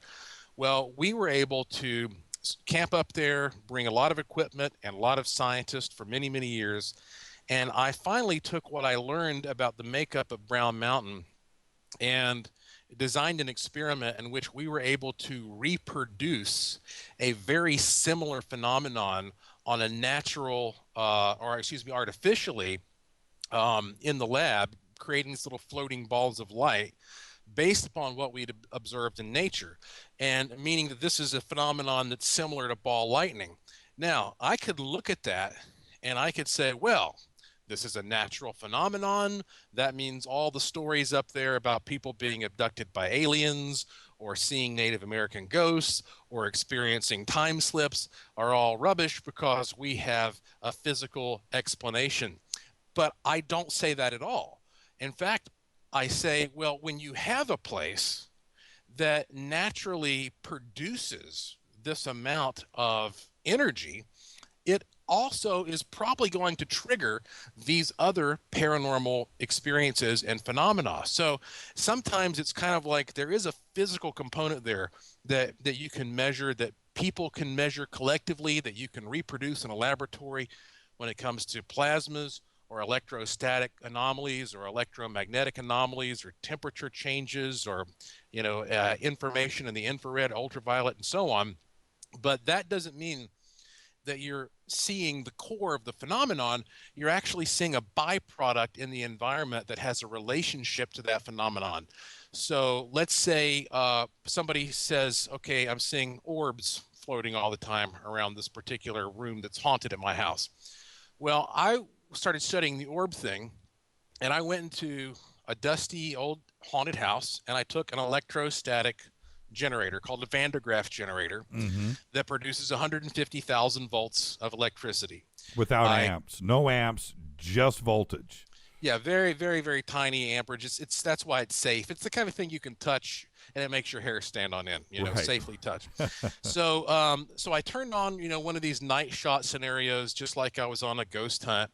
And I cranked up this generator, and as soon as I did it, boom, a big orb shot out of one of the electrodes on the machine. And I was able to do this over and over again. And what that proved was that if there is an electrostatic field in a dusty old house, then all of the dust and the other little airborne particles are going to be immediately sucked down to that field. It's almost like when you rub a piece of plastic on your hair and then use it to pick up little pieces of paper. Sure. So if we know that an electrostatic field is going to show up on video in some cases as an orb of dust moving around, and we know that when you go to haunted places, you often find these free-floating electrostatic fields moving around, then it shows you that sometimes a ghost is going to show up as a moving ball of dust. So it's easy to look at this from the debunker point of view and say, well, in these pictures, all you have is a ball of dust that's floating around this room. That may be true. But the question is, what is that ball of dust showing you? That ball of dust is giving you an idea of where this ghostly energy is moving through the room. So you always have to look one level deeper behind the physical. And when it comes to your question and your point, yes, you have to look at the means by which these things express themselves in the physical world, but you also have to say, I'm seeing the surface. I'm looking at the tip of the iceberg sticking up out of the water. What is this indicating about the force, the mind, the energy, the consciousness behind it? If you don't mind, I want to bang out some emails to you, some questions that have been sitting here, and get to these before we run out of time. We only have about a half hour left, and we'll get to the end of the show, and then I won't be able to get to these, and that'll be a bad thing. So if you don't mind, let's squeeze in a couple of these really quick. All right. Let's see. The first one is about the Bermuda Triangle, I believe. Oh, no. Oh, I wanted to say we just had Maddie Beckerman on the show, and I know that you were in the movie, right? Alien Abduction. Yes, I was. And did you play yourself? Yes, I did. It was quite a stretch. Just wanted to get that out there. Maddie's really cool, and the whole Brown Mountain Lights thing, and I did notice that. Actually, which gets us to this email. Please ask Joshua about the alien body associated with the Brown Mountain Lights. He has a picture of the body in the coffin on his website, and that comes in from Ben. We talked about that photograph briefly on the show. What can you tell us about that? All right. Well, last September, was the 100-year anniversary of the first time the Brown Mountain Lights phenomenon ever appeared in a newspaper. And sort of in homage to that, I wrote an authoritative guidebook about the Brown Mountain Lights. It's called Brown Mountain Lights, A Viewing Guide, and it's available for free as a PDF right now on the homepage of joshuapwarren.com. And right next to that, you will see a photograph of a little alien body, or a little alien mummy. It's black and white, and if you click that picture, it'll blow up into a larger, more detailed image. That photograph relates to a man named Ralph Lale, who is the most famous UFO abductee associated with Brown Mountain. Back in the 1960s, Ralph Lale owned a little shop up there near Brown Mountain called the Outer Space Rock Shop Museum. And he sold, various things to tourists and used the money to supplement his research on the Brown Mountain Lights.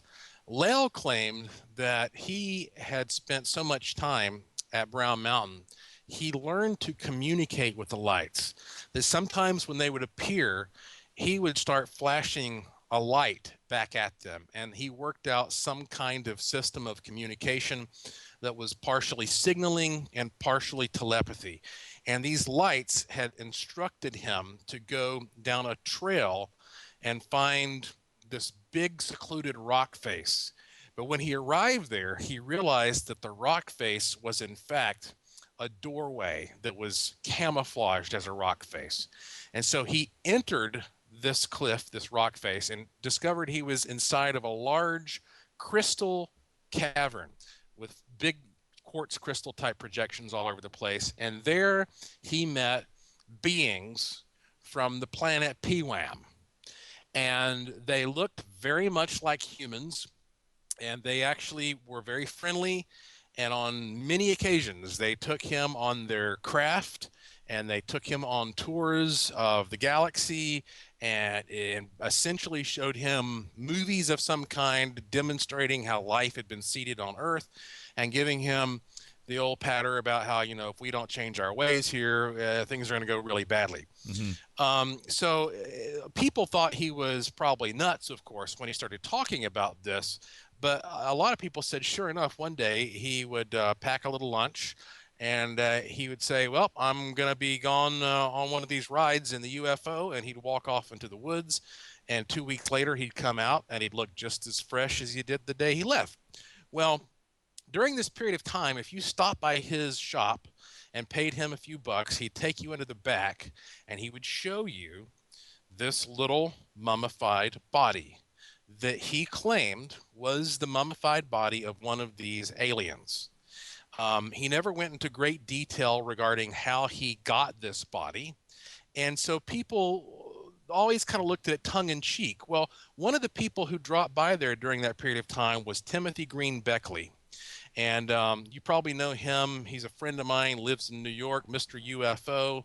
And he took the photograph that you see there. He publishes Conspiracy Journal and the Bizarre Bazaar. He took this photograph, and Tim, who is there, to my knowledge, there are only 2 photographs that exist of this, and so he has one of them. Tim said to him he didn't know what it was, but it sure looked organic. Now, that said, shortly after this, Ralph Lell mysteriously died. They claim that he killed himself, but there were people who had conspiracies about what happened to him. And right after he died, somebody or some organization came in, bulldozed his shop to the ground, erasing any trace that it was ever there. And to this day, nobody has any idea whatever happened to Ralph Lell's alien mummy, or what we're really looking at in this photograph. So it's one of those big, strange mysteries associated with the Brown Mountain area. Absolutely. Did Timothy ever tell you how large the body was? Yeah, he said it was about 3 feet long. And as a matter of fact, the only full-size 2-scale reproduction of Ralph Lell's alien is located in my museum, the Asheville Mystery Museum. It's one of the interesting exhibits that you'll find there. So Timothy, did Timothy model for it? That's crazy. I mean, there's nobody alive, or there's nobody around. There's no, witnesses. The body's gone. The body's been bulldozed. The building has been bulldozed. There's only 2 photographs. Maddie and I talked about this extensively. I think it's a super, super fascinating story. And, it's got all the elements. You've got the Men in Black. You've got, and the thing is that he would freely talk about this with anybody, and I think a lot of the people in the area there, the Brown Mountain Lights, he's the old guy that owns the store that, tells the wacky stories. But there's the other half of the population there that knew that he was telling the truth, and this happened, daily for hundreds of years. And I think you alluded to that. I mean, the Brown Mountain Lights didn't happen once. Oh, yeah. This is a phenomenon that, many people say, according to Native American legends, goes back for 400 or 500 years. And something else that's really interesting about Ralph Lell is that when I was really deeply investigating this, I was trying to get a realistic idea of what he was like in person. I mean, a profile of the guy. And every single person that I ever talked to who met Ralph Lell said that when he would start talking, he seemed like the most rational, articulate, sensible person you could ever meet. He would look you in the eye. He was very relaxed. He didn't come across like some kind of madman or even some kook. People had problems believing his story, but they said that his behavior and his presentation was very down to earth, very believable. And in fact, at one point, he even ran for Congress. And it was not long after that, as a matter of fact, that he supposedly killed himself, whatever that may tell you, going back to the conspiracies. Right. But, it's definitely, when he's not the only person who has claimed to have had alien encounters up there, but he was the first really vocal person who spent time documenting this and wasn't afraid to publicize it. I'm going to go hang out with my friends. I'll see you when I come back. That was Ralph. Okay, here's another quick email. I love the Bermuda Triangle stories. I'm working on a book called Triangulated myself. I would like to know what Joshua thinks about the many ship disappearances attributed to huge methane gas pockets. Yeah. Well, when most people think of the Bermuda Triangle, the first thing they think of are the disappearances, especially the Flight 19 disappearance when, 5 Navy bombers all vanished. I believe it was 1945, I'm thinking. Right. And of course, what makes that really weird is that the commander, or the captain, whatever his title was, he radioed back saying, everything looks weird. Everything looks strange. Even the ocean doesn't look as it should. And none of their compasses were working. And then they all disappeared. And so then a rescue plane was sent out, and that plane disappeared. So you're talking about dozens of people and 6 aircraft that all just vanished. To this day, we have no idea what happened to them. So the amount of disappearances in the Bermuda Triangle are not what's so interesting. It's the way in which those disappearances occur when they happen. And the methane gas pocket theory is a very plausible one. It's less likely that it would bring down aircraft. They have demonstrated that it's possible. It's even less likely that it would bring down 5 aircraft as well as the rescue plane that came out afterward. It's much more probable that this could affect a ship or a boat. But even in that case, the boat would have to be extremely unlucky to be at the right place at the right time, because these methane discharges are pretty much just one big bubble that gets released. And of course, at that changes the buoyancy situation, so the ship is able to easily sink. But even if that were the case, even if the ship sinks, well, then why does the thing totally disappear and we don't find any other trace of it anywhere? Mm-hmm. So that is one possible explanation. But I have found, based upon my work here in Puerto Rico, which is the very middle of the triangle. The triangle is an area that generally, roughly speaking, goes from Miami to Puerto Rico to the island of Bermuda. So I'm right in the middle of it here as we speak. Mm-hmm, mm-hmm. When you talk to people around here, what you hear is that sometimes people have experiences that keep hinting at the idea of them slipping into another dimension or seeing something that's interdimensional. I can give you an example of that I personally had, but let me just mention first off, there's a spot in San Juan called La Garita del Diablo, which means the devil's guard box. It's a sentry box that juts out into the ocean from a fort called San Cristobal. And it's a very impressive place. It's sort of the white waves are crashing all around it. And when you look down at that spot, you're reminded it's called that because over the years, hundreds of years, if you were a man at that fort and you were asked to go man that sentry box, oh man, you were having a bad day. Right. Because a lot of these guys would go out there and they would disappear. The ones who didn't disappear, who were able to come back and tell the tale, said that they would be out there, and sometimes at night they would begin to see this kind of glowing, greenish, metallic fog that would kind of roll in from the ocean and begin to seethe and wisp around. And at that point, the lucky ones hightailed it out of there. And when pilots have had close calls in the Bermuda Triangle, in their airplanes, sometimes they have talked about seeing similar things, a metallic, luminous sort of sheen on the clouds that start appearing, and sometimes even forming into tunnels that they're flying through.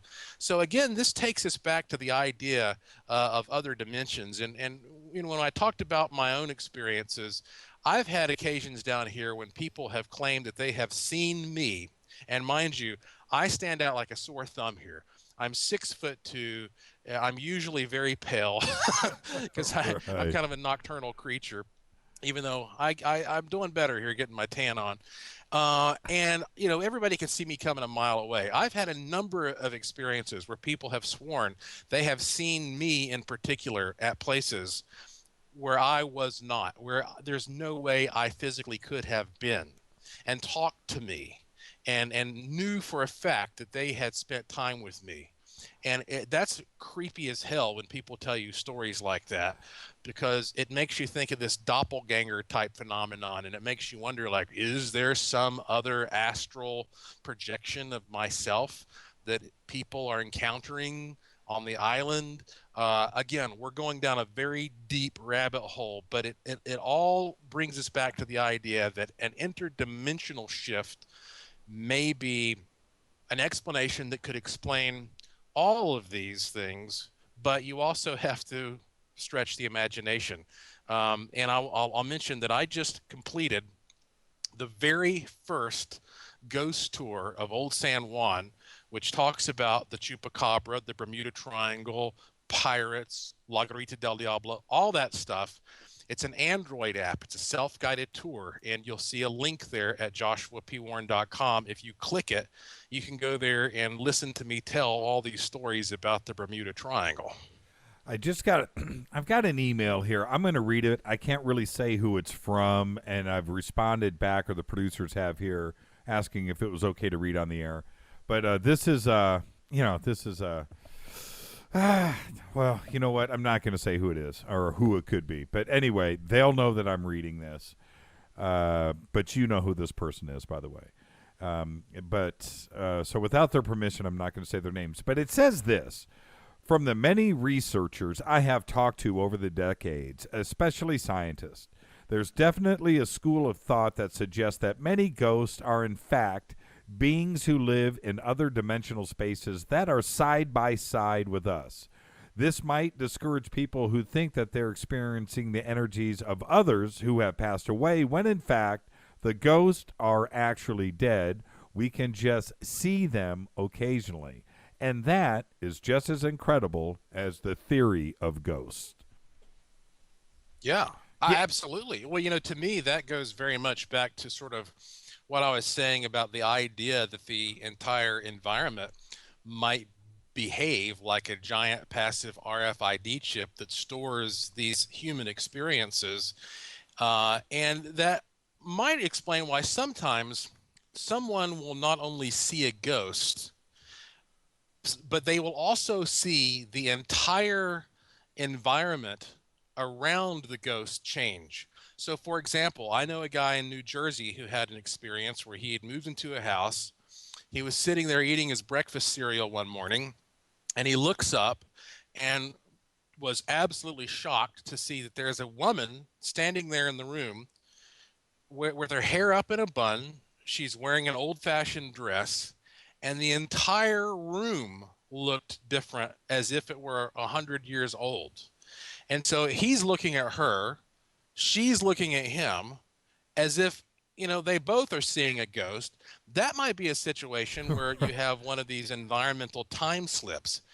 In other cases, however, it may be that you're simply, you're looking back and you're seeing the past and you're seeing an imprint. It's kind of like if you go to a 3D IMAX and, you know, Harrison Ford comes walking out there. He's 6 feet tall. He's three-dimensional. He's talking to you. I mean, if you woke up out of a sleep and didn't know what was going on, you might think Harrison Ford's standing there. But that image doesn't have Harrison Ford's consciousness attached to it. And so in many cases, when you're looking at these imprints from the past, it could be like looking at a holographic IMAX movie that is captured in the environment. And it doesn't necessarily imply that you're talking to a spirit or a conscious entity. I've got like 10 questions with that. Would you call that what? Okay, so dragons, cryptids, UFOs. Are we throwing? Is it possible to lump all of this together? Then is if I'm reading you right? Oh, sure. Well, you know, in fact, what you may have noticed as you flip through the pages at World's Wildest Ghost Photos, I think the weirdest pictures that I put there were pictures of what I call devil dragons. And these may in fact be photographs of dinosaur ghosts. These were taken by a woman named Lynn Jackson, who lived on a farm in South Carolina. And the farm was already a hotbed of paranormal activity. But this took an even weirder twist when one day her son came running out of the barn saying, "Mom, there's a monster out here in the barn." And so she went out into the barn and didn't see anything on the first time, but eventually she saw this creature that she said to her naked eye looked like a pterodactyl. And she saw it on 3 or 4 occasions, and she was always carrying a camera around with her. So she snapped off at least a couple of good shots that are posted on the website. Now, she said to her naked eye, it looked much more like a solid pterodactyl type form. In the photographs, it comes out as more of a misty shape, but you can definitely see it's the structure there. It's pterodactyl-ish for sure. Yeah. Yeah, it looks like big bat wings and a long neck and a kind of a sloping face. So we might be looking at dinosaur ghosts. Now, that obviously would qualify as a dragon by anybody's standards. But what I find even more interesting is that when you consider this idea that other forms of life might exist at frequencies that are just outside the frequencies that are physical to you and me, and we get to sort of glimpse each other from time to time, like maybe a Mothman type creature. Right. These are beings that look similar enough to the creatures on in our realm that we can relate to them, but they're clearly not from this realm. I think a great example of this would be hellhounds. Okay, when people see a hellhound, they know they're looking at a dog. It's got 2 ears, 2 eyes, 4 legs. It looks like a dog, but these particular dogs are much larger. They sometimes radiate this great heat around them that scorches things. Their eyes glow. They're very dense and heavy. When they jump on things, they can destroy them. Masonry and structures. They are so powerful that they can kill several people in just a few moments, tearing them limb from limb, and then they just kind of disappear. So I find it interesting that, they don't look like some completely foreign creature to this realm, but they're a little different, which makes me think that these dimensions that are just outside the physical is a dimension which is close enough to ours that these creatures evolve under similar circumstances, but they're different enough so that when we see them, we know that they're not exactly from this plane. Next question, really quick, and then I want to try to get to some of your photographs really quick, and I do want to know about the wishing machine. So this one really quick. Did Joshua ever check out the Bleeding House in Atlanta? It was widely reported in 1987 there was human blood on the basement walls flowing upward, but none of the blood belonged to the residents. No. That's the kind of case that I would love to check into, but okay, there you go. Did not know about that one. We've got great listeners here. Okay. Hey, Jimmy. Could you please ask Joshua if he's heard of the creeping coffins? I'm pretty sure they are in a graveyard somewhere in the Caribbean. Thanks. This is from Dean from the UK. Oh, yeah. Yeah, these would be the coffins in Barbados. And which actually Barbados is on my list of places to get to. Because I'd like to look into this particular mystery. And I don't recall all the details, but basically there was a tomb that was placed there to house, I'm going to say something like 6 members of an aristocratic family. And over the years, when they had to go into the tomb for one reason or another, they would find that these coffins had dramatically shifted positions. Oh, no way. No way. That's good stuff right there. Yeah. And of course, they were never able to conclude that this was because of earthquakes or anything like that, because that would affect other things as well. So it's a great mystery, but without having gone there myself, I don't know that I can add much more to that one. But hopefully I'll be able to talk about that in my my fresh investigation on an upcoming appearance, Jimmy. Okay, so but before we get to these photographs, and I'm sorry, this is the point of having a great conversation. We never got to the gallery tonight, and I love it when we don't get to the gallery. I'm serious. It's awesome. But before, this is a question for me. What is the scariest place in America? What is the one place that you are scared of? What is that place? The place where I spent the scariest night, personally, was the General David Bradford Suite at Myrtles Plantation in St. Francisville, Louisiana. Can anybody go there? As far as I know.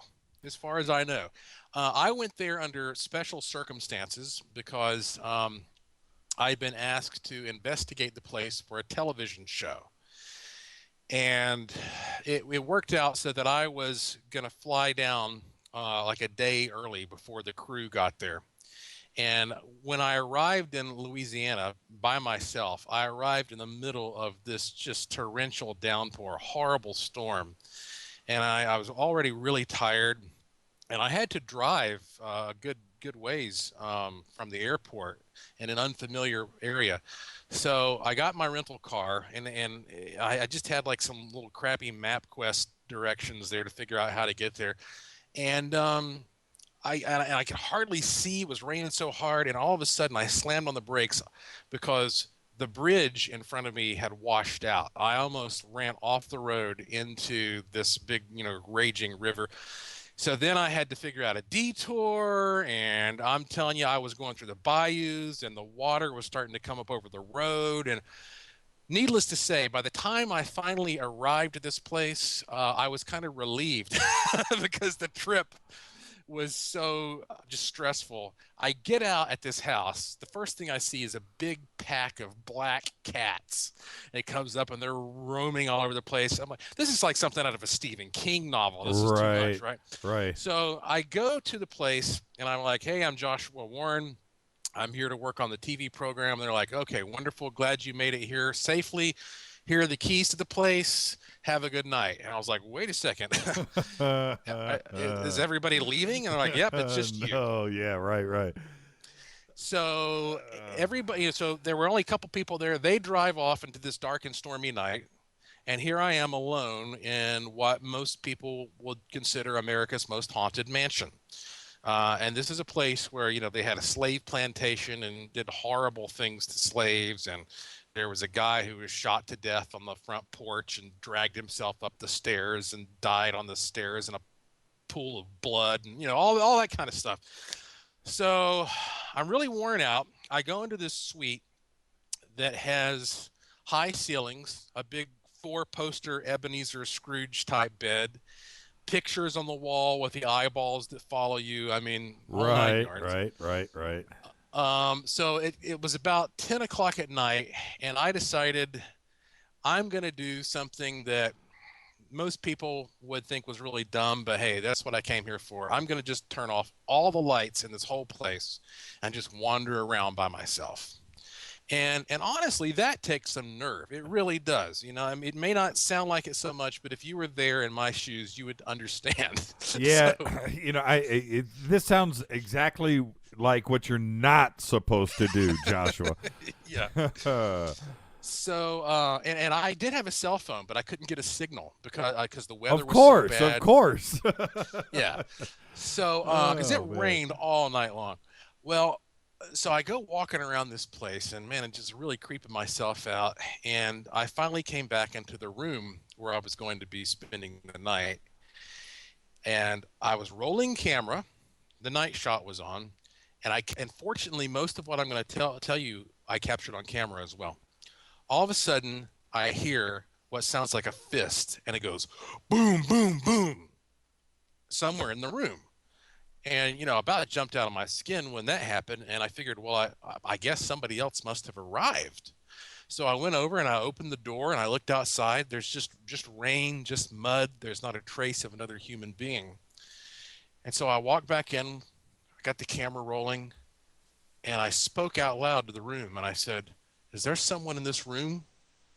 Boom, boom, boom. Oh, no way. Well, and I kind of gulped a little bit and I said, "Okay, let me ask you again. If there's somebody in this room with me, please do that again." Boom, boom, boom. Wow. That's the point when the little chill Yeah. ran down my spine. Yeah. And I'd be lying if I told you that this sort of fight or flight instinct did not kick in. It's hard to understand why the humans feel such emotions in these scenarios, because a part of me instantly wanted to just get out of there for a minute, just leave for a minute, Right. gather myself and come back in. But I'm rather proud of myself because I stuck in there. I was like, okay, my heart's pumping. I'm feeling frightened at this point, but that's why I'm here. So you got the three sets of thumps on film? Yes. As Wow. a matter of fact, if you Wow. go to that link I keep talking about, World's Wildest Ghost Photos, there's a clip of it. It's posted on YouTube. It's called like Alone in America's Most Haunted Bedroom. And you can hear this for yourself and see what happened. So I go walking around with a meter and I'm saying, "Please do that again," and it's responding. And I'll say, knock on this wall. Okay, now knock on this table. And this thing it's interacting with me. And the profound thing that's happening in my life at this moment is, for the first time, I am realizing that there is something intelligent in this room, alive in this room, that is here to stay, it seems like, and it's communicating with me. You know, this is not like glimpsing some kind of misty thing and not being sure what it is. This thing was an intelligence in some dimension, and I couldn't see it. So I'm walking around with the meter. It's a tri-field meter, and I'm taking measurements, and I keep talking to this thing and trying to work out communication with it. I'm saying, like, can you knock once for yes and twice for no? And that's not working. It was always in sets of 3. Suddenly, and this is on video, my meter was just jerked right out of my hand. Hits the floor. I thought I'd broken the meter, and I just knew this thing was going to materialize. I just knew it was going to show itself. For 4 hours, I'm sitting there talking to this thing, trying to figure out who it is, what it is, trying to wait for that moment when it will materialize. Till finally, then it gets to be about like 7 in the morning or something. And I'm so dog tired at this point. I can barely keep my eyes open. And I realize I got to go to bed. So I crawled into this big spooky bed, and I thought to myself, man, if I wake up and this thing is standing there, that's it. I'm not going to sleep in a room with some phantom that's going to be standing there looking at me. That's too much. So I lay down there and I rest my weary head on the pillow, and then on the headboard, thing is banging the headboard next to my head. For the only time in my life, I literally asked for a ghost to stop, because I'm usually there trying to document this activity, right? I said, please stop. Let me get some sleep. If you're not going to show up, let me get some sleep. Right. The last time I remember it waking me up was 8:30 in the morning, banging on the headboard. The next day I went outside. I looked everywhere. There were no footprints, no fishy business anywhere. I mean, I had meters to help me determine if there had been anything, that I wasn't aware of in the environment that could cause this. I never saw it. But as you see when you watch this video, and I'm telling you right now, whatever was in that room, it was interactive, it was aware, it was conscious. I have no doubt in my mind after having that experience. And the irony is, I'd gone down there to shoot a TV show. So when the crew got there, I was like, guys, you're going to just love what I have to tell you. I told them the whole story.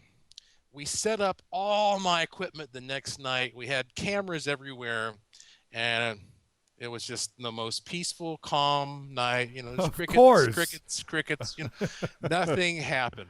So I don't know what it was about me being there alone at that night under those circumstances, but I can tell you, if you go to Myrtles Plantation and you stay there and in that room and you have that experience, it will clear up any doubts that you have about the other side. I'm looking at the front of the video, you know, the outside of the house, and that is obviously haunted, Joshua. I mean, that is obviously not the place to be alone. Yeah, of course, you know, you get everybody else there, cameras rolling, you know, nothing. But you can tell this place is haunted. For everybody, it's on page 4. All right, before this gets away from us, let's get to I can't believe it. We've blown through the whole evening. Let's tell us about. Let's go to picture number 1 in your gallery, which is the wishing machine. This is you holding it up. We've got about 5 minutes left, Joshua, if you can. So can we as quick as possible? What is the wishing machine? Yeah, this is one of the most fascinating devices in my whole arsenal of study, and it's something that I actually use every single day in one form or another. The wishing machine is a mind-powered device. It doesn't take any batteries. You don't plug it into a wall. It's a box that has a special circuit inside. It's got 9 knobs on it. It's a radionic, psionic type device. And it is specifically designed to take your intentions and to tune them and to therefore manifest things that you want to happen in your life.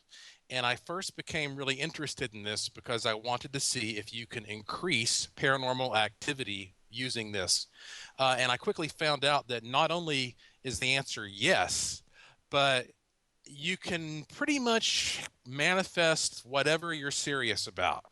I mean, I could tell you story after story about how I've used these things for financial purposes, for health purposes, for relationship purposes. And as a matter of fact, when I went to Transylvania in Romania in 2012, we used these devices to enhance paranormal activity at some of these old castles where ghostly phenomena occurs. So you can't take something like a device, like a radionics wishing machine, and study it scientifically without getting a lot of input from a lot of different people. And so I met an engineer named Dr. Mulder, who is a master at creating these boxes. And he and I are doing an experiment. We've started making these things and selling them around the world and getting feedback from people who use them and compiling all this into a database. And if you watch the free video there at joshuapwarren.com, you'll see me explain more about how it works. And the feedback that we're getting is so incredibly positive that it leads me to believe that there is no doubt that the human mind has an enormous significant effect on everything that manifests, whether it be something in your everyday life or something in the paranormal world. And so, long story short, these are the types of devices and technologies that we're really focusing on right now that are allowing that mind-body environment connection to become much more focused. And at some point, maybe I can come back on and give you some more specific examples about how this can be used to enhance the paranormal. Yeah, that would be great. I'm looking at this. So you're saying it's passive. So these are potentiometers that are wired together inside the box, but passively? Yes. Well, okay. It's being powered somehow by the human mind and the human intention. We Right, have theories right. about how this works. Okay. But we don't know for sure how it works. Okay. And we actually can customize these things for particular purposes. And we're so happy with the effectiveness of these things. We're about to dramatically expand our experiment. But it's one of those 2-hour discussion topics. Yeah, absolutely. So, yeah, no, I got to get you back out. I'm gonna watch the video. This I'm fascinated with. Yeah. because I know technically I know what this is, but I want to take this a step further. Okay, so let's go to the next picture. This is good, and you have a book on this too as well. I noticed on the website. So, okay, now the next picture is you in your lab. Now I've seen this picture before, and I've looked really closely at just about everything in here, trying to figure out exactly what I'm looking at. And first off, full jealous. I mean, this is this is awesome. Anything you want to tell us about the pic really quick? Well, I think that, Wayne, of course, gosh, there's a great story behind everything in there. Exactly, but, exactly. In that picture and in the one beside it, you can see me with this big white box that has a clear tube on top of it. That is the plasma chamber that I used in the experiment I mentioned, trying to duplicate a phenomenon similar to the Brown Mountain Lights on a miniature scale. And I'm really proud of that, because there aren't a lot of people in the so-called paranormal world who get acknowledged in the scientific world by a science journal. And that machine right there we've used for a lot of really interesting experiments, creating ghostly plasmas in the lab. If you look just below that machine in the picture of me standing there, you'll also see some of the devices that I used for the Warner Brothers movie called The Apparition, which was based on the Philip experiment. And it's sort of about some college students who are able to create a ghost using visualization and technology that enhances their thoughts. And the movie The Apparition did not do very well. But if you get the Blu-ray and you watch the bonus features, you'll see that my team and I actually reproduced the real experiment. Well, actually, I should say we produced it. It was written in fiction. We did the real thing in the real world, and we ended up creating some pretty wild stuff. And so some of these devices you might see roughly represented in Hollywood as well. Amazing. And I could go through each object in this, and in a future show, I just want to go through everything in the laboratory. Picture 3 is here you with the plasma generator, also very cool. Let's see. Oh, okay, then there's the shot of you in Transylvania, and you're doing measurements where Vlad did the impaling. What were you doing on this mountain peak? Well, most people who've looked into Vlad may recall seeing this woodcut of him sitting down having dinner, and next to him is this field of impaled men, slowly dying. Right. Well, this is where that happened. So I am at the very apex of this hill, and I'm taking measurements with every piece of equipment that I was able to bring with me on the trip. And what I kept finding was that whole hill seemed to be just the most clean environment. There was no stray electromagnetism, nothing, until you would get right to that peak. And it was almost like a beacon. There was just a stream of energy coming out of that apex. It was almost like an antenna that was transmitting some signal. It was absolutely chaotic. I couldn't make any pattern or sense of it. But it seemed like that hill has become some polarized place where all of that agony sort of was condensed into this particular focal point. Absolutely. All the blood that is drained into that dirt. Yeah. Okay, so here's a shot of your museum. We had got a couple of emails too, and a couple of people that were tweeting tonight that were actually living in Asheville right now. They were tweeting from Asheville. So here's your museum, and I'm sure that all the information is there at Joshua P. Warren. But my question is, can you see the little, can you see the alien in this picture? No, you can't, can you? No, but I tell you what, if you go to hauntedasheville.com and click around, you might be able to find a picture of the alien, because, speaking of possessed possessions and haunted dolls and haunted objects, Art Bell had this 4-foot tall wooden alien statue that he vehemently wanted rid of. because it was scaring his wife and daughter.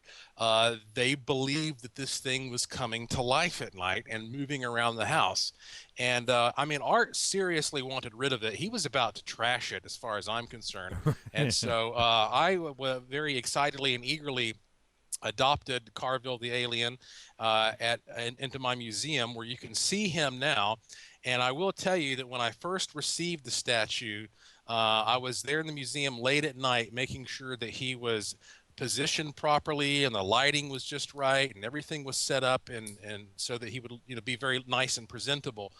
And I came in the next day and his entire body had shifted about 25 degrees to the right. No way. Yeah, and this thing weighs 100 pounds. And nothing else in the museum was disturbed. None of the security logs showed any other activity with anybody going in or out. And after that, I was like, oh my God, we put a camera on this alien to watch him 24 hours a day. Nothing else since has been captured by the camera, but I swear he moved apparently that very first night in the museum.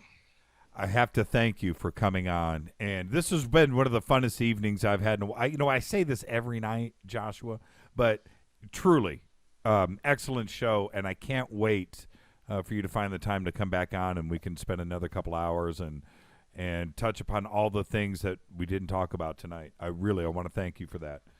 Well, I have greatly enjoyed it as well, and I love the fact that our conversation can go anywhere. So thank you for having me on, Jimmy, and I look forward to next time. No, and we'll be in touch. We'll get this. We'll get our team on the Puerto Rico stuff over the weekend, and we'll have something for you. I'm looking forward to working together. Thank you, Joshua. You have a great night. Be safe, and I'll talk to you. All right. Thanks, Jimmy. All the best, Joshua. Thank you very much, Joshua P. Warren. Thank you very much for that. That was a great 2.5 hours. And we are rolling down now. We are at the end of the night. I can't believe it. Almost didn't get out on time. I could hear Keith starting to freak out in the background. But, Keith, we did it, okay? So just relax. Joshua P. Warren. Now, tomorrow night, Blake Cousins and Dr. J. Andy Elias will be with us all night tomorrow night. We will be talking about not only what this discovery has been going on out here off the coast of Malibu, but all of the stuff that he has been posting on Third Phase of Moon. We're going to talk about Hawaii and some of the things going on out there and why things go on. I've watched a couple of full-length documentaries that he has put out about Hawaii, and I just find that totally fascinating. So tomorrow night, it will be Blake Cousins, Dr. J. Andy Elias will be in with us, and then, of course, Friday, Courtney Brown. Now, listen, I'm sorry I didn't get to all of the emails, and they are stacked up. Twitter tonight, I'm going to make a general guesstimate and say that probably 150 tweets went through tonight. Couldn't get through all of them. I did read them all, okay?